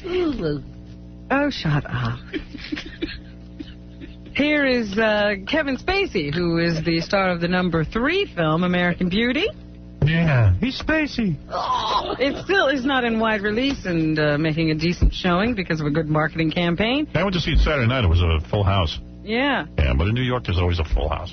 Kevin says his character, Lester, in American Beauty, has much in common with lots of American men. Number 6. Well, I think that Lester is very much like a lot of men in American life who perhaps start out in their college years having a certain idea about the kind of life that they'll have. And then somewhere along the way, things... Oh, he's insufferable. Tedious. I went to see the movie. I was hoping to be like... I thought it was going to be about high school and teenagers and karate and killing. How's that with Annette Bening? I don't know. I was hoping. I was just hoping. Something. And here he talks about the reaction he gets from fans and how he knows when he's done his job right. Number 12. Yeah. I know when I did my job right, I get drunk. I always know that I've gotten close to doing my job when people refer to the characters that I play as like they're fully three-dimensional characters. I mean, they like talk to me like they're like real people. What has he ever played? I don't even know. That's great. When they're not... He didn't do his job for me. He was never in a Star Trek movie. Care. He was never Khan. Yeah, he was never Captain. Thank you. Give me William Shatner anytime. Burt Reynolds is in a new film as well. It's called Mystery Alaska. Yeah. Now playing in theaters. Mysteries, why is he in it? What is Judge Walter Burns' take on the New York Rangers coming to town? I guess that's the plot of the film. Right. Number 9, Burt Reynolds. His take on it is that it possibly may destroy... Burt's in the movie for 15 minutes. He's acting like it's his film. Oh, he's always the major illusion. The illusion is that they are the fastest skaters. You put no thought into this. Come on. Let's he doesn't even remember the film. Right. Shut up, what is the most interesting part of this story to him? His wig didn't fall off. The anticipation of this... Of my wig falling off. You should really lose that. Interesting. And what's kept this town alive is a dream, isn't it? Oh, okay. And he explains the powerful bond that happens between father and son in the film. There's nothing more touching than a father-son relationship that hasn't ever bonded. Oh, please. And there's something opening this Friday called Limey. Limey? Terrence. Funny. Actually, the Limey. Is she going to be in the Atlantic City Film Festival? Like me. Like Jackie the Jokerman? You asked. Tinseltown on the boardwalk. Terrence Stamp, who was in Superman 2, is in the film. And he wants audiences to know this film is the real deal. This guy was good at Superman, this dude. This is the guy with the beard? Wasn't he Zod? Zod. Yes, Colonel Zod. Colonel Zod, man. That guy rocks. Yeah. What movie is this? The Limey opens Friday. Does he play Colonel Zod? No, he doesn't. Oh, I don't care. Here he says this movie is for real. This is a real film, you know. This is not a movie, you know. It's not a sequel. That ain't Colonel Zod. Get this guy out of here. That was a cool movie, man. Colonel Zod, man. Kick Superman's ass. Superman's a pussy. Let's see what else is going on. You know, there's a new biography out about President Reagan. Yes. And a lot of people have a lot of problems. I watch all those Sunday morning shows. With the way this book was written and what it says. You know me, I'm like, I watch Larry King, I watch the Sunday morning political shows. That's my thing. Mm-hmm. I love those shows. I love when they argue about whether the president's going to, endorse this guy or that guy. I love it. Yeah. And every show had this cat on who wrote the Reagan book. Edmund Morris. Yeah. And I don't know. Who cares? I'll read the stupid book if you just shut up already. Shut up. They talk more about this book than the Second Coming of Christ. Shut up. Well, a lot of people have had some criticisms, and they say this guy hasn't captured the president, didn't understand him. Well, he now says that the president's kids have given the book a good review. Oh. They think it's fine. Yeah, I know. He said like 2 out of the 4 kids did. You know which 2 of those are. Ones that hate him. They said Ronald. 3 out of the 4 kids. They said Ronald Reagan in the book. You know what he did? He ate it. Rather tasty. I baked it and I ate it. It was good. I liked it. Oh, It was a tasty little cake. In fact, he says this is the man they remember, the one he depicts in the book. So there. All you critics. He's a weird guy, too, the guy who wrote the book. He'll do stuff like, Ronald Reagan was like, suffering from Alzheimer. He was a bore. And then he'll go, he's a great president, one of the greatest. Brilliant, man. I couldn't figure out what his point of view was. Well, I heard one of the guys who, one of these conservative columnists or something, said the guy was an ignoramus where politics were concerned, and that's why he didn't understand the president. Mommy, there's really angry about this book. There's paper in my duty. Why was it a hardcover? Ozzy Osbourne wants Black Sabbath removed from the Rock and Roll Hall of Fame's nomination list. Yes. It's the 3rd nod for the 30-year-old metal band, and Osbourne feels induction is both unlikely and undesirable. The honor is meaningless because it's not voted on by the fans, he says in a statement due this week.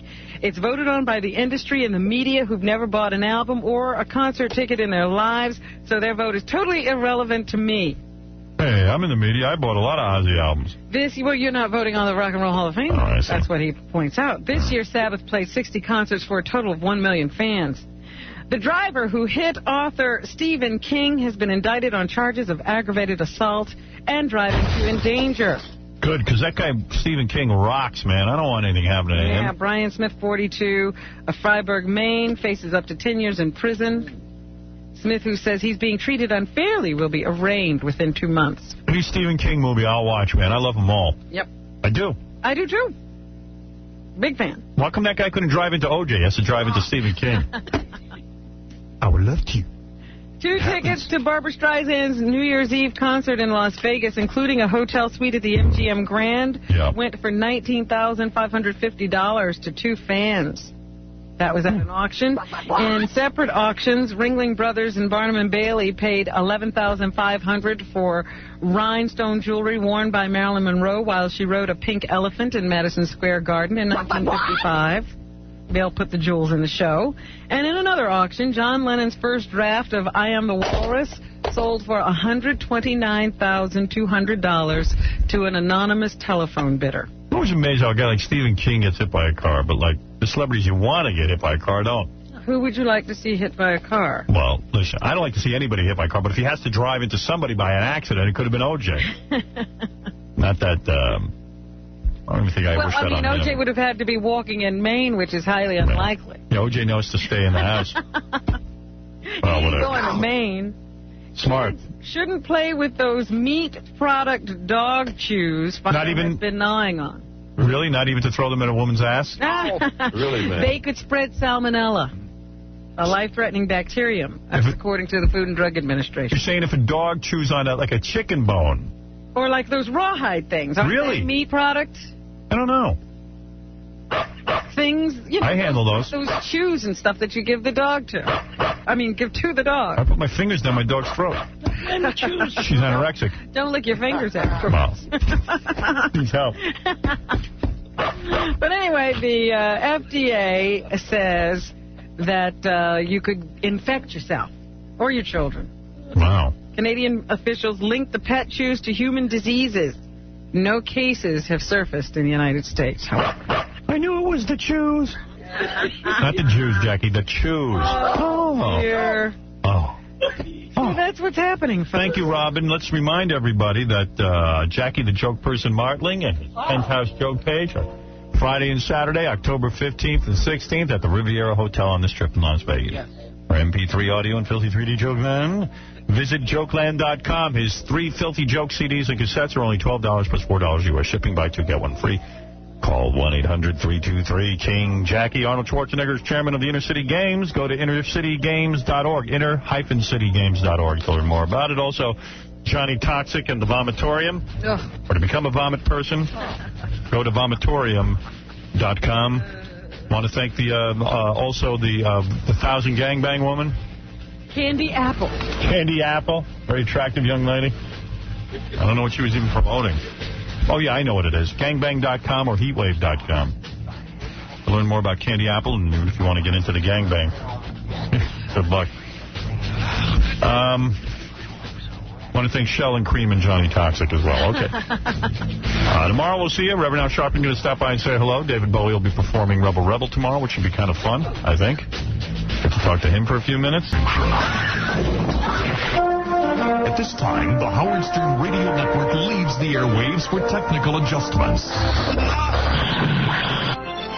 The Q107 World Series of Rock, Round 1. 2 bands step up to the plate and take a swing.